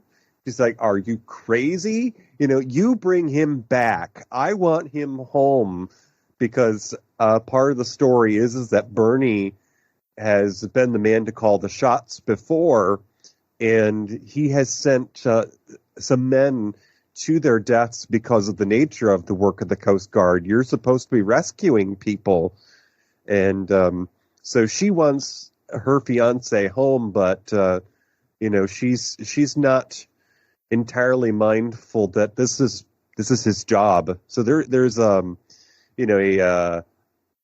coming to terms with that reality that she's going to have to learn that if she's going to be his wife, that is part of his life, is saving others. It's interesting. We made a lot of choices to do period movies this last season. It just strikes me now is that a lot of them were period pieces. This episode of Matinee Minutiae was made possible with help from Paul, the Shy Yeti, of the Shy Life Podcast. Look for the Shy Life Podcast wherever you listen to podcasts. Good evening, and welcome to the beautiful, historical Marionette Theater. Tonight, we're going to be visiting a film based on a true story about one of the most heroic moments in the U.S. Coast Guard's history. Please take your seats. The show is about to begin. Oh, hey there, folks. It is the middle of May. Can you believe it? And, I've got a little surprisey for you folks out there. We have a visitor from the Golden Coast. He, made it in on the Learjet just in time to join us tonight. Read any good books lately, Matt? No, but I've written a few. Oh! So we have Matt from, of course, Chubb's Gone Wild and the Big Gay Sex Show, The Daddy Years, joining us tonight.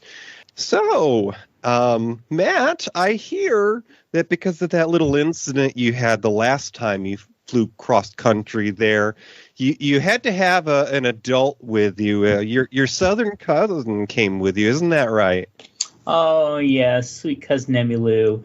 She still, she doesn't understand exactly how planes work, but once I got her inside and got enough Dramamine in her, she passed out and she's fine. Well, as per usual around here, Miss Gertie, she phoned it in tonight. Now, I think she's got a little bit of the brown bottle flu, but she also takes to being a little shy when there's another lady in the house. So, Emmylou, would you do us a favor and step down there to the stage? We always have a lady tell us about the movie we're going to discuss tonight, okay? All right. That just sounds fine, honey. All right, here we go.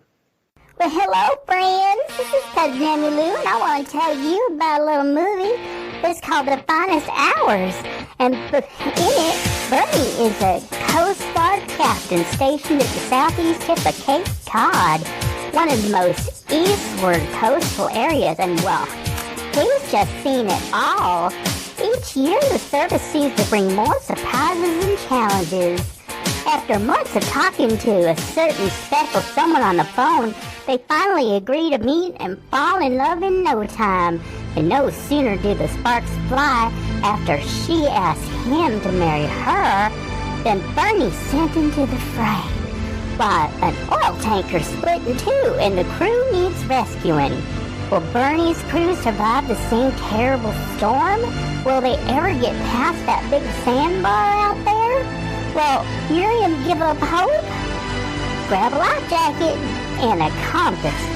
And you'll need the compass, because it's time for The Finest Hours, which is based on a real true story. And it stars Chris Pine and Eric Bana. Take it away, fellas.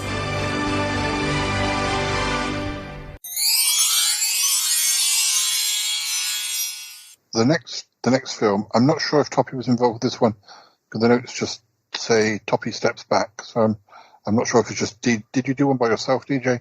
It's My Bodyguard from 1980. Oh, I was there for that one. I think that was when Toppy officially announced to our listeners that was the plan for the future, that he was going to be leaving the show.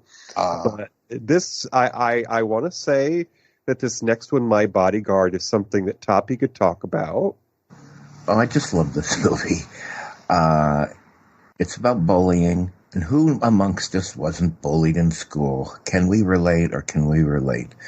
And it's a serious depiction, but also, dare I say, charming in the solution. So this kid who's being bullied a lot gloms on to this much older kid, I think by 3 or 4 years at least older. And of course he's tall and he's much more built out than these kids that are doing all the bullying and the bully victim.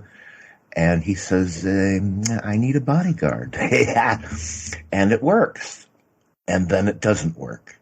And the story behind it all, as it unravels, is much more than the sum of its parts. It's really quite moving, and the end gets everybody there comeuppance, so to speak, and is very satisfying.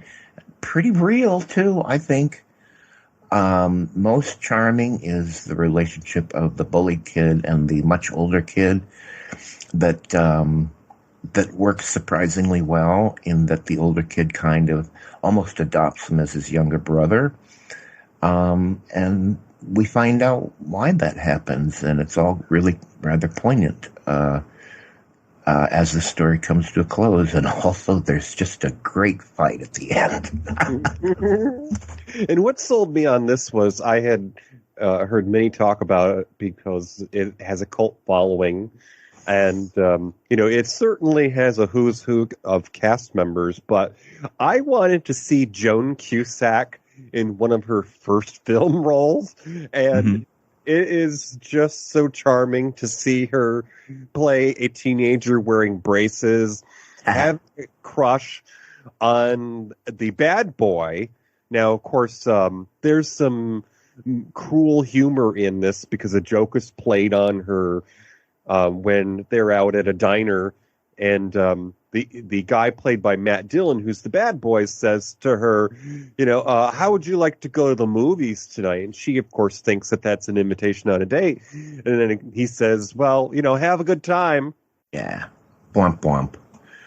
Yeah, there's a lot of hurt kids in this movie as they're tormented and bullied by very unkind kids. And kids can be pretty unkind when they want to be.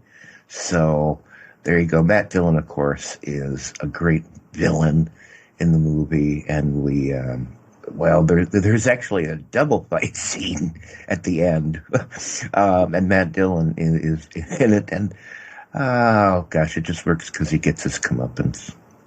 The next movie you discussed was A League of Their Own from 1992, which stars Gina Davis and Tom Hanks, comedy drama sports film. What's your memory of that one?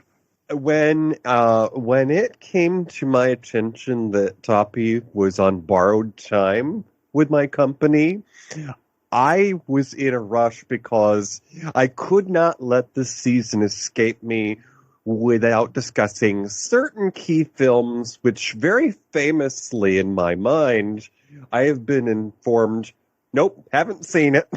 Yeah. It's amazing the movies I haven't seen. Let's put it that way.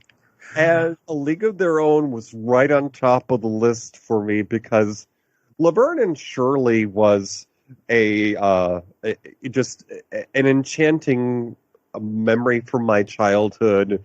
Not that I even existed when it initially ran. Sorry. But this is a film by Penny Marshall. And if you don't know, she's made some of the best movies of that time, including Tom Hanks' first independent project with Big. But A League of Their Own is a film that I don't think any feminist, including myself, could say that they can get through life without watching, because it's essential. It tells us the story of America during wartime. It's when we have decided to let women believe that there are equals. When the men are at war, we are going to now introduce the camaraderie, the teamwork of sports, of athleticism, and now you've got all these women who were taking care of the men that are overseas, who have an opportunity to find out you have worth, you are talented, you can make friends, you don't have to be in the kitchen or taking care of the house. You can sell tickets to the game because you can hit a ball, you could catch a ball, or you can run. And I just adore this film because I'm also a big fan of Gina Davis. And certainly this is a breakout part for Rosie O'Donnell, who hadn't gotten her own talk show at the time, and gave her a chance to co-star with Madonna, which I don't know that anybody could say they have a career opportunity to do that.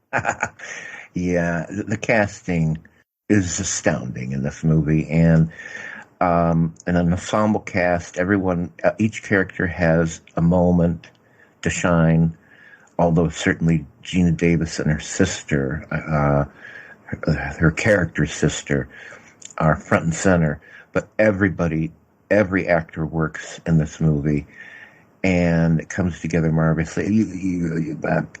Penny Marshall, God bless her. I wish she'd make more movies. Because she knew how to do it. This is another period piece, and what we see in light of a sports venue, a sporting story, where suddenly America ain't got no baseball players because they're all off at war.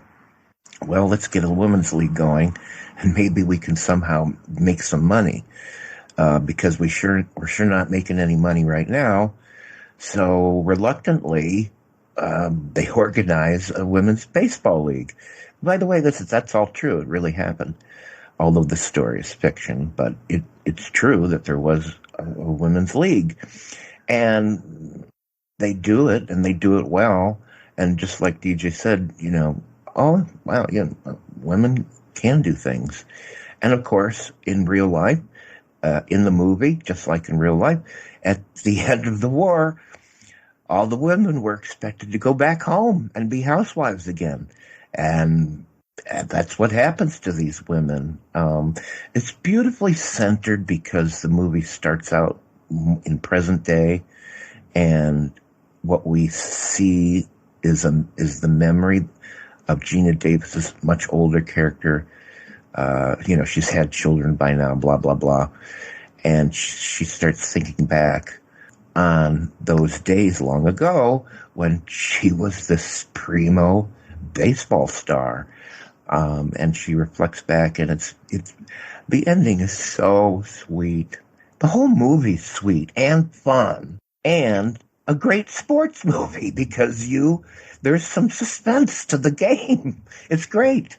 Oh, it's a terrific movie for somebody who may not have any interest at all in sports, because you've got history and you certainly have comedy and drama. And I mean, you've got a little something for everyone in this. And for the trivia element, it's interesting to know that Gina Davis's character in the present day parts lives in a house that was used for films like Father of the Bride and, of course, my favorite, My Stepmother is an Alien.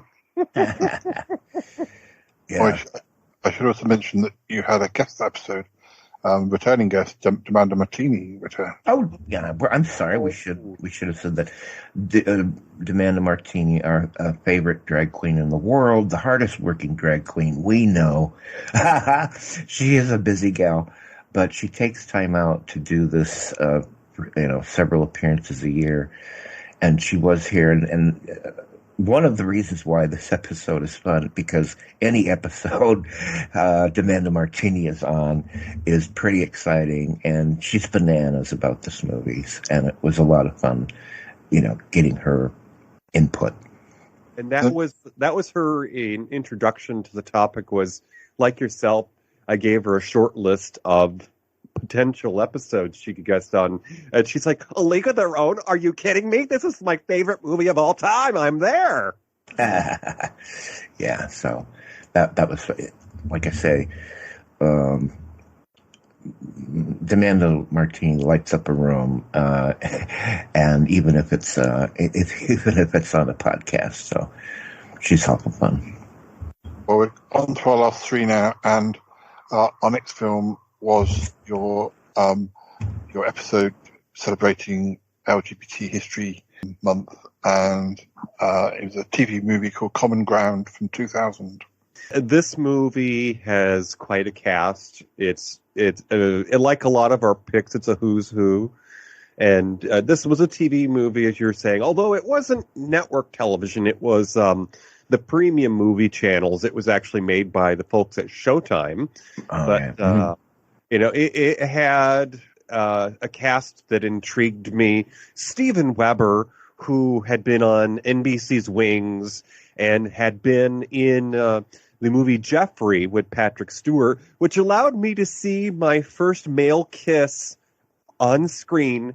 I rented the movie and rewound it and paused it to watch this. But Common Ground was very much almost period, in that it journeyed through periods of history for this small town, and so you got to experience life in this small town from 3 different decades. Yeah, that was a great way to tell the story, very affecting. So this little kid is the one telling the story, and in the first story that goes way back to World War II, he's just a little kid, and he's in the small town, and he remembers what happened when this woman was sort of forced out against her will to be a lesbian, and the consequences of what happened. And, well, it wasn't good, okay? Then we leap forward by a decade or two, and we've got another story, and the kid who's by then, I don't know what, a teenager, remembers that story, and it's more ahead in time.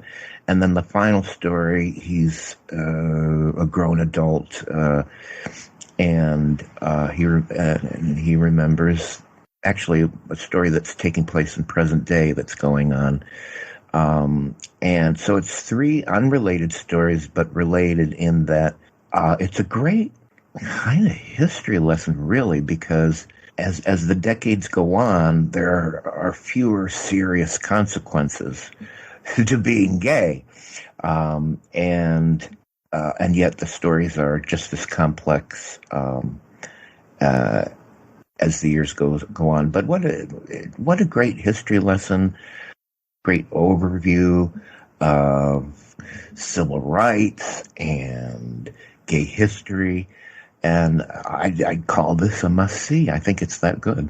Absolutely, and Ed Asner as the man who has an evolution of his beliefs is one of those reasons to watch this. And I think that to make note here that this film came out in 2000, I think that the casting itself speaks volumes about those changing times, because if this had been made maybe even 10 years before, I don't think you would have had young people like Brittany Murphy and teen actor Jonathan Taylor Thomas from Tim Allen's Home Improvement show making career choices to play queer people, because in times before then, that would have been a nail in your career. You chose to play a controversial character. Yeah, I agree. They must have felt or understood the risk. You know what I mean? Like that young man couldn't have gone into this without thinking, God, is this going to ruin my career? It must have happened, but he's so good in it, and I think maybe that's my favorite story. Although I really love Ed Asner in the last story, but the middle story, it's called Mr. Roberts, and it's a kind of about a teacher and a student, and they're both gay, but the teacher's really in the closet, and really good story, really good. Now, the penultimate film you discussed this season was another one that I was invited to be a guest on. In fact, I got to choose, and of the ones I was offered, this was the one I knew best. And as it happened, one of the lead actors in it, Donald Sutherland, died just before we recorded it. Yeah. He was still alive when I chose the episode. And it's the film's Clute from 1971, again with Jane Fonda. Yeah, so our show's done 3 Jane Fonda movies at very different times in her life. That's interesting enough. And this was very early in her career and kind of a big breakout role, because previously she pretty much was doing these comedies, really, of the time. And this was kind of her big dramatic role. And whoopsie, won the Oscar. It was that good. And Donald Sutherland is absolutely terrific in it, too. And both of them together, and watching their characters struggle through the situation. And it is a mystery, and it's you could even say it's a thriller, although it doesn't become a thriller until the last moments of the movie. But I'm telling you, that thrilling moment at the end, woohoo! Great movie. I loved it. What did you think, Paul? Yeah, it was one that I'd only seen once before, and I'd kind of bought it because a bit, like you say, it's one of those movies that you hear of. I didn't even know what Clute referred to. I didn't know that was the name of Donald Sutherland's character. So I bought it, and I think it probably takes more than one watch to get into it anyway, because I think I said it when we discussed it. It's almost at times more of a love story than it is, or as much as it is a thriller or a mystery. So I think I enjoyed it more watching it again for the show. How about you, Deej? Well, I like to think that I have more discerning taste when it comes to choosing films before my youth, because I'm certainly a fan of history. And to borrow a phrase from the younger generation, at first glance, Clute might be something that someone would call cringe, only because it's a story about a lady of the night and, a authority figure, an investigator. So somewhat predictable on the surface, but because I am a Jane Fonda fan, I was intrigued to watch this because I needed to know, did Jane Fonda win the Oscar for this just because she was a woman who was playing a stereotype? No. I learned, of course, through the course of the show and paying attention to an interview that was done. Jane Fonda is a woman of substance, and she has traveled the world, and she brought presence to that role by leaning on her experience. She had spent time with women who may have been call girls, and she brought the presence of mind into the moment when the character is having a breakdown and finding out that this man is the one who murdered her friend. And so that itself helped me to enjoy the film, because now I'm realizing she's not playing a stereotype. She's not just playing a part. She is introducing something to the role from her own life and is made for a richer experience. Somebody else playing the part may not necessarily have appreciated or understood all the layers of that moment where her life is being threatened. Yeah, she really does create a character here, and it's way more than just your average thriller. Again, technically for me, this movie is of great interest because it came out at a time when hot young directors didn't want to do old-style studio movies. And there was a whole thing called cinema verite that was the rage in France and migrating over here, and people saying, wow, that's an incredibly real way to do a movie. I want to do it. I don't want to do it on a set. I want it to be out there. And again, this is another movie where the director makes the city a character. I mean, you get to see where these people live, and how they get from one place to another. The city's, I mean, it's so part. The city and where it takes place is so there, and it makes the key characters real. By the way, I never said this, but I was thinking it. At the end of the movie, we have a long shot of Sutherland and Jane Fonda in Jane Fonda's apartment in New York City. Okay. I'm sure she made a living as a call girl, and probably not a bad one. After all, that is why she was doing it. What she wanted to be was an actor.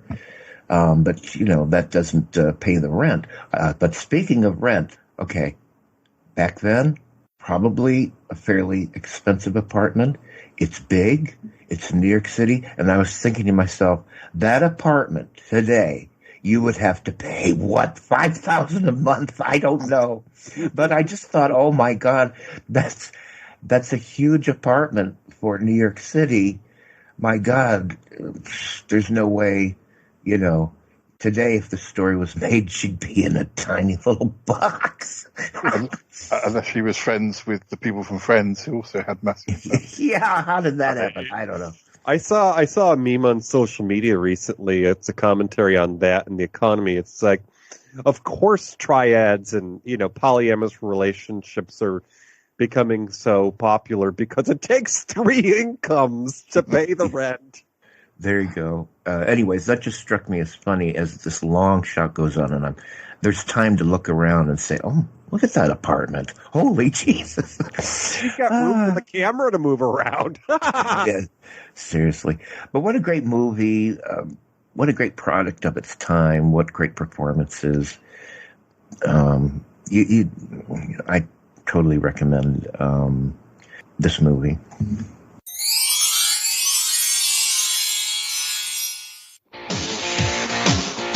Bree is a young, aspiring actress trying to make ends meet in the Big Apple. But legitimate opportunities are far and few between. She finds herself getting by practicing the oldest profession. She's a call girl. Bree tries to lay low and mind her own business. But one night there's a knock at her door. A man has gone missing, and she must face some questions. Will Bree have the answers? Will she yield to the handsome detective? Or will he provide some answers of his own? Find your pepper spray, some brass knuckles, and cash for the cab. It's time for Clute with Jane Fonda and Donald Sutherland. Take it away, fellas.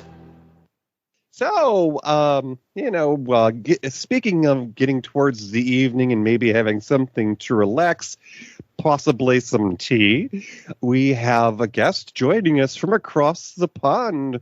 Please give a warm welcome to Mr. Paul Chandler of the Shy Life podcast. Hello. Hey, welcome good to be back. Yeah, it's good to be here. My age is good to be anywhere. Well, I know it's a little bit later in the day here, so if you could just give us the winning lottery numbers and tell us how the day gets on. Yeah. Excuse me, Mr. DJ, Mr. Toppy. Yeah, Gertie. I just need a moment to talk to Paul. I mean, Mr. Yeti. Paul, Mr. Yeti, can you hear me? Yes, Gertie, I can. How are you? Oh, good. You know who I am. All right. First of all, I just want to thank you for sending me that batch of Yeti hair last year. And no, it's fine. I finished making my Yeti sweater. It's very warm. But also, just wondering, just in case, I'm not saying nothing, but do you have a guest room? Yes, absolutely. On the Shy Life podcast, yeah, of course. We often have. We have Mr. Smelly comes over regularly with some of his friends. Okay. There's always room for you. Yes. That's wonderful. Mr. Ye, I'm going to call you later. Sure. Toppy, you have Paul's phone number, I assume. Yeah, I do. All right. Anyways, Paul, you're so cute. Yes. And thank you. I'll talk to you later. And I love my Yeti sweater. I really do. Oh, I'm so glad. I have to go to work now. Of course. All right. I wonder what that was all about. But, we are winding down for the summer, and I'm wondering if Gertie is looking for her summer gig. I don't know. Maybe. Well, if she comes over, she'll be working. We record 24/7 over at my place, but if that's okay with her, that's okay with me. But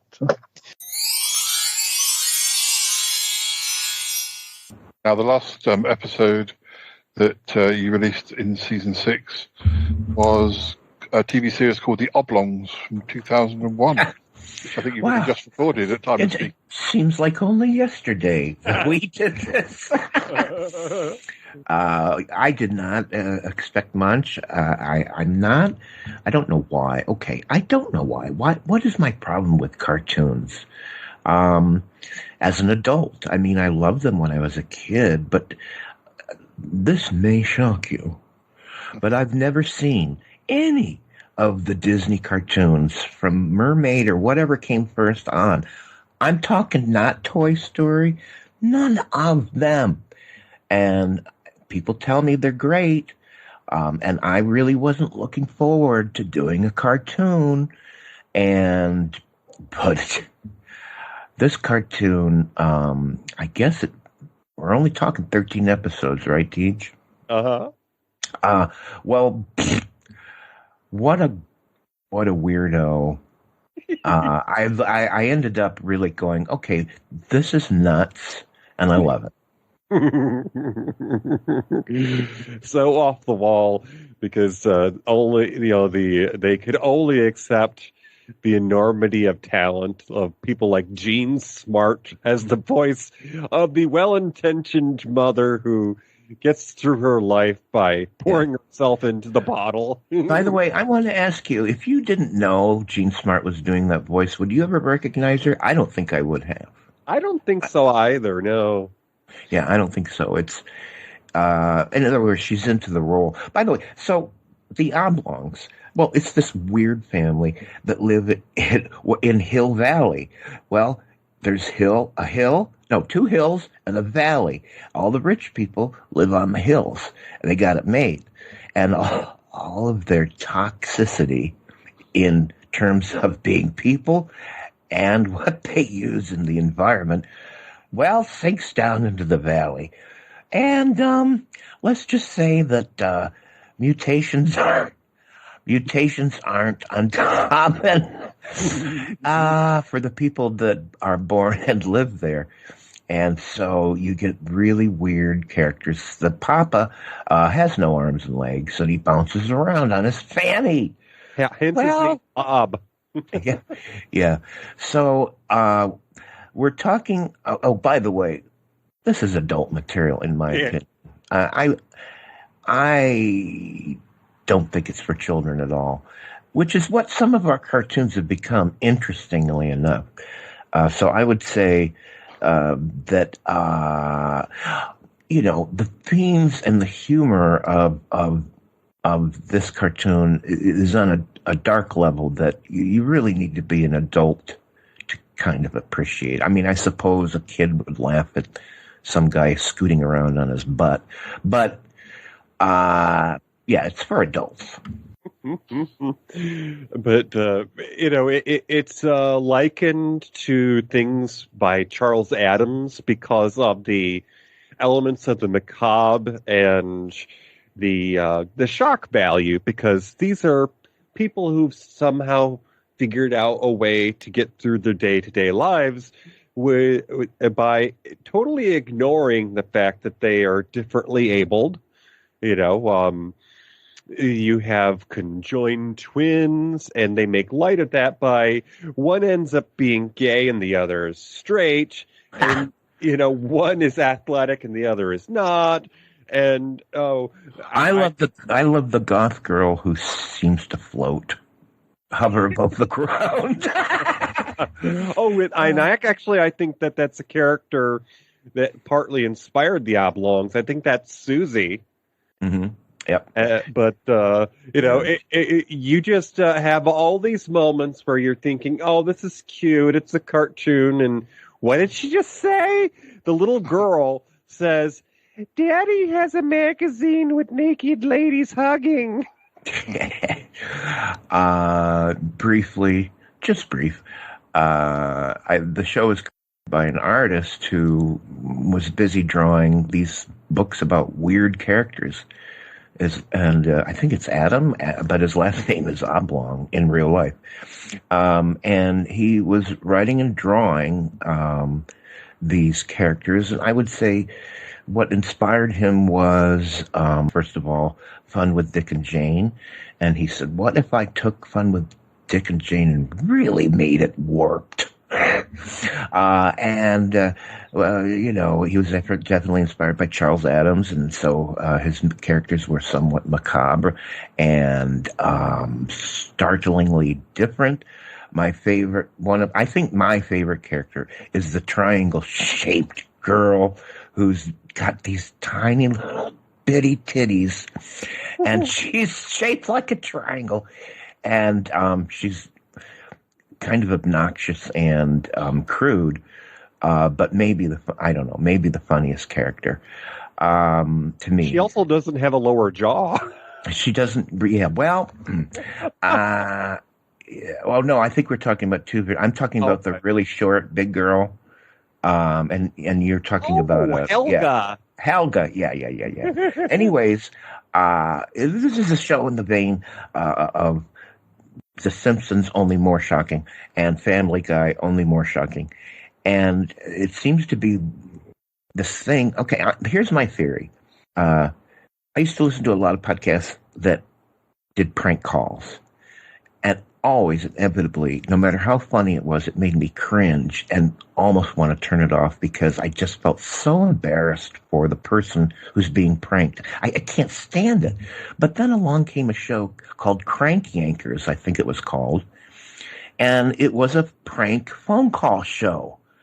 And I loved it. Why did I love it? Because instead of showing real people, they had puppets. And they were real people, but we didn't see them, but we saw them performed with puppets. And somehow it made the humor okay. And somehow taking this dark humor and putting it and making it into an animated show without real people, somehow it doesn't offend me, and it's funny and kind of brilliant.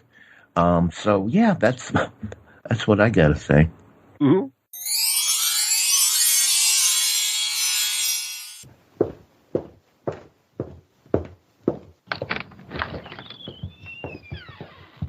Oh, hey, Gertie, just the person I've been looking for. Oh, yeah, really? Do I look like a cleaning lady, Buster? No, Mike's younger and less bitter. If you lost something in here, it's not my fault. I'm never here. Besides, I'm just looking for that bottle of Tums that always seems to be floating around this place. I gotta find it. Where is it? So, another all-nighter, huh? Were you up with your gal pals again?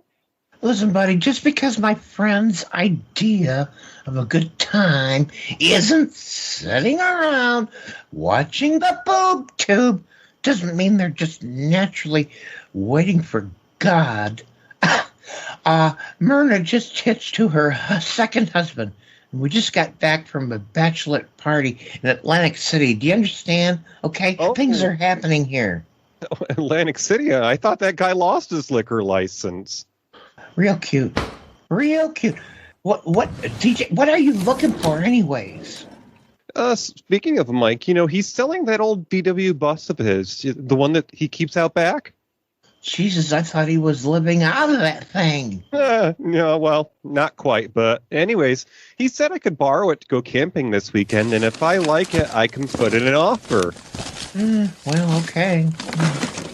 You got the keys? Yeah, I think I found them. Okay. Hey, here they are. But what's this? Well, it looks like a stack of stupid junk mail to me. Well, they're a stack of something. Hey, they're addressed to Toppy and me. Maybe. Okay, maybe I better go and change the tank on the soda fountain, or maybe check to see if the candy bars are out of date. I think I gotta go. Okay, bye. Isn't over. I'm gonna get down to the bottom of this thing.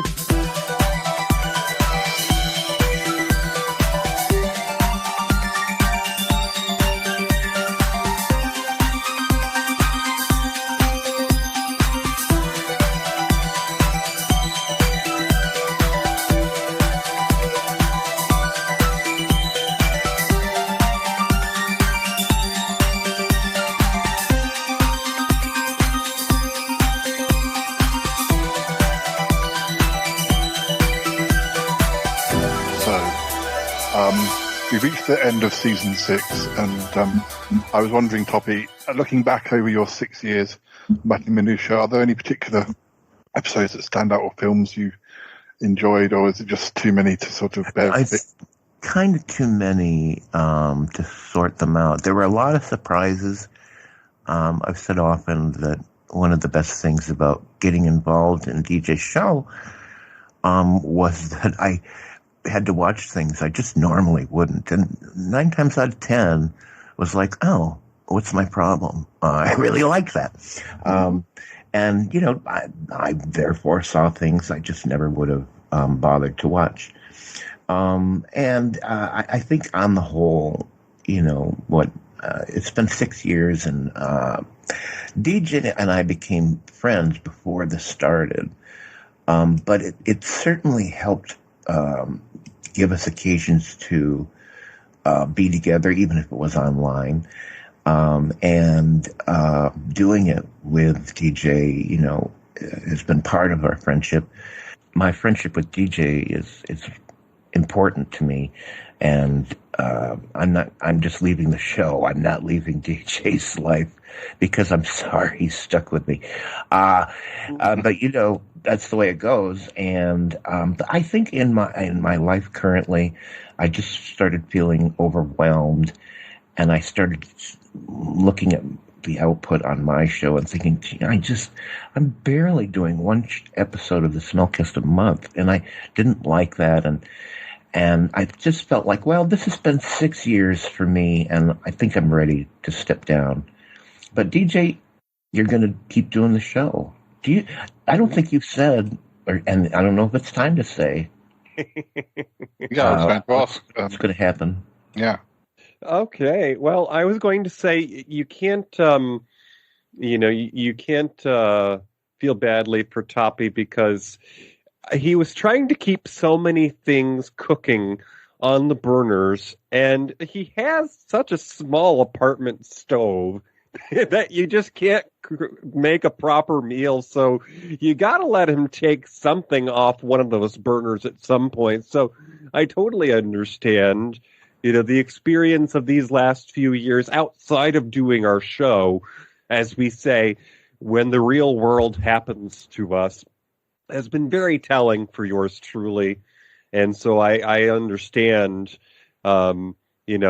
you eventually graduate and you go off to college, and the people who are the most important to you, you stay in touch with, and you still do things together. But to that end, when you do hear the latest and finale episode of season 6, you'll find out that some things happened at the Marionette Theater that have just been sort of cooking in the background for a while, and they finally came to a head. And I don't mean that, Toppy wore out his welcome. No, not at all. Our senior showgirl,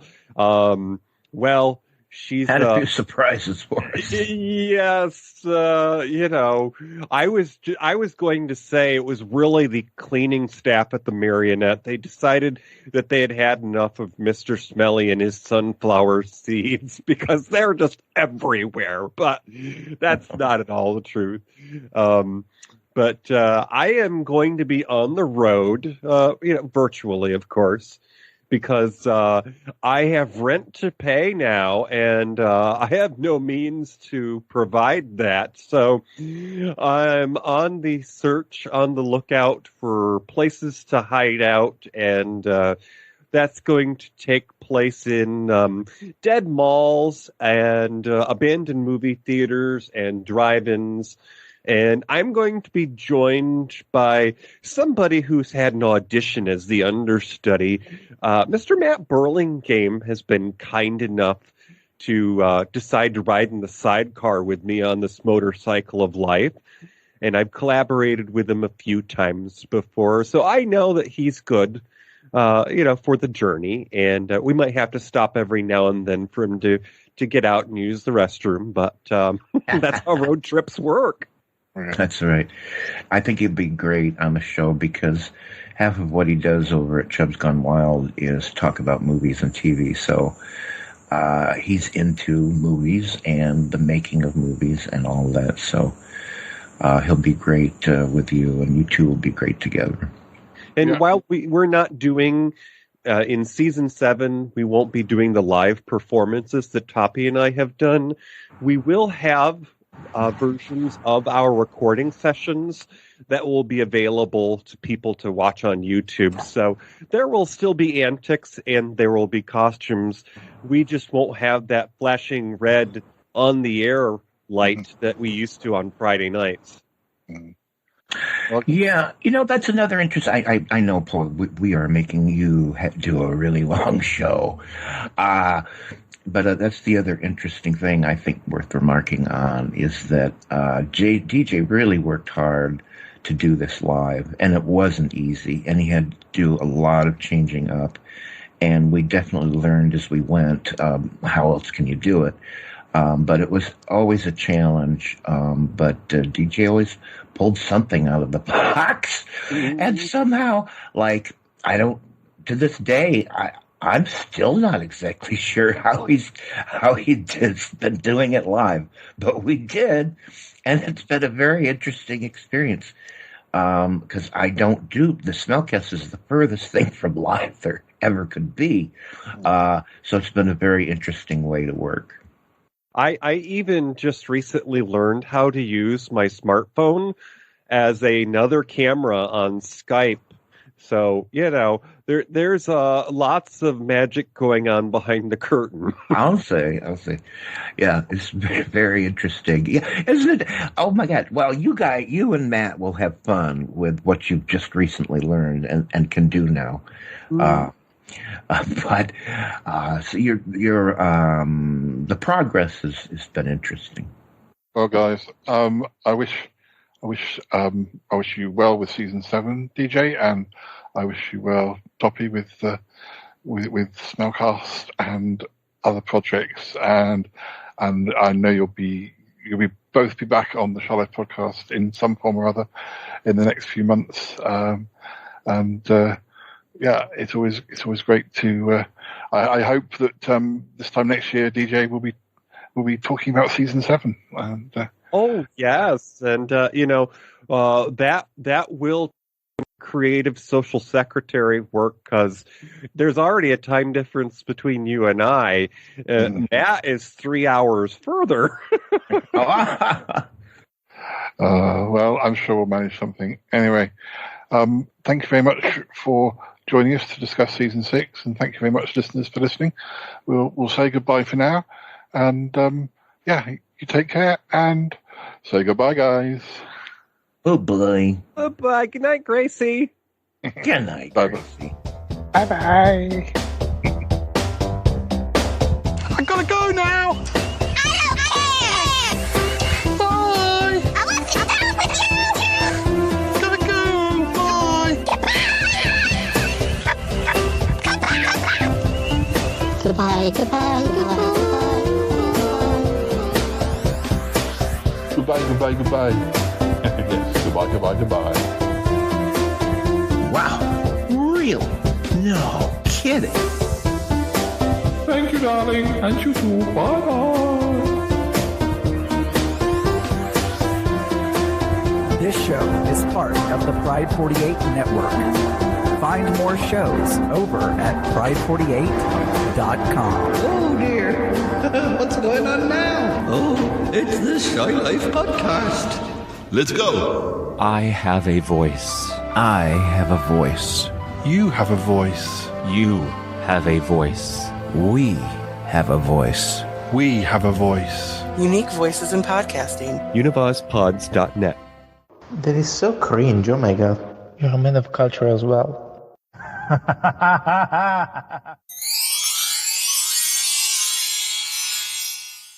As they say, that we may be parting company, but we won't be strangers, and so of course that's what I mean by this. Let's not say goodbye. Let's just say au revoir.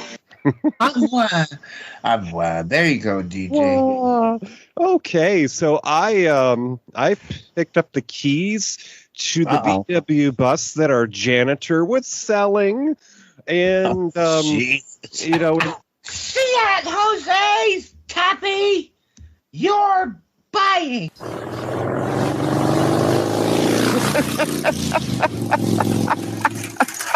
Well, Spuds Flats, it's been real. I'd like to have stuck around a while longer, but thanks to a certain showgirl in her twilight, I'm gonna have to hit the open road. I've always wanted to see what Paducah was like. I guess we'll see what the open road has in store. There you go, folks. Thank you for listening to Matinee Minutiae. Tonight's performance was our final live presentation. Yours truly will be returning in mid-September with new episodes. Please join us on YouTube for future recording sessions. Don't forget, you can catch Toppy on the Smellcast, and Lotzel and DJ on Surely You Jest. Enjoy your summer and stay safe. No, I'm okay. Norman, the loons! Say goodnight, Gracie. Gracie, she passed away 3 years ago.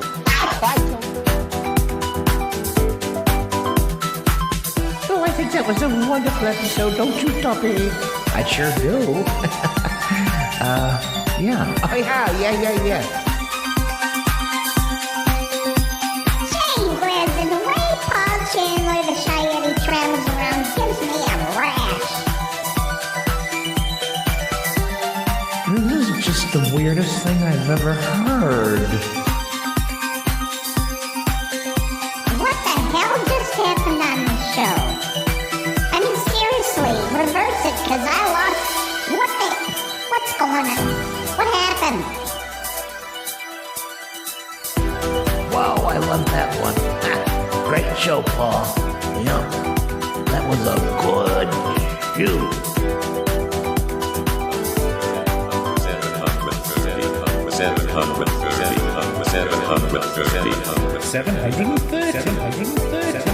750.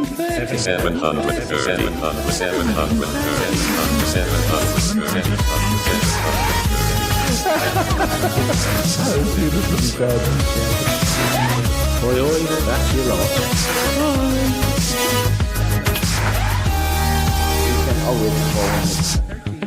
Are you there, Toppy? Oh, yeah, that guy.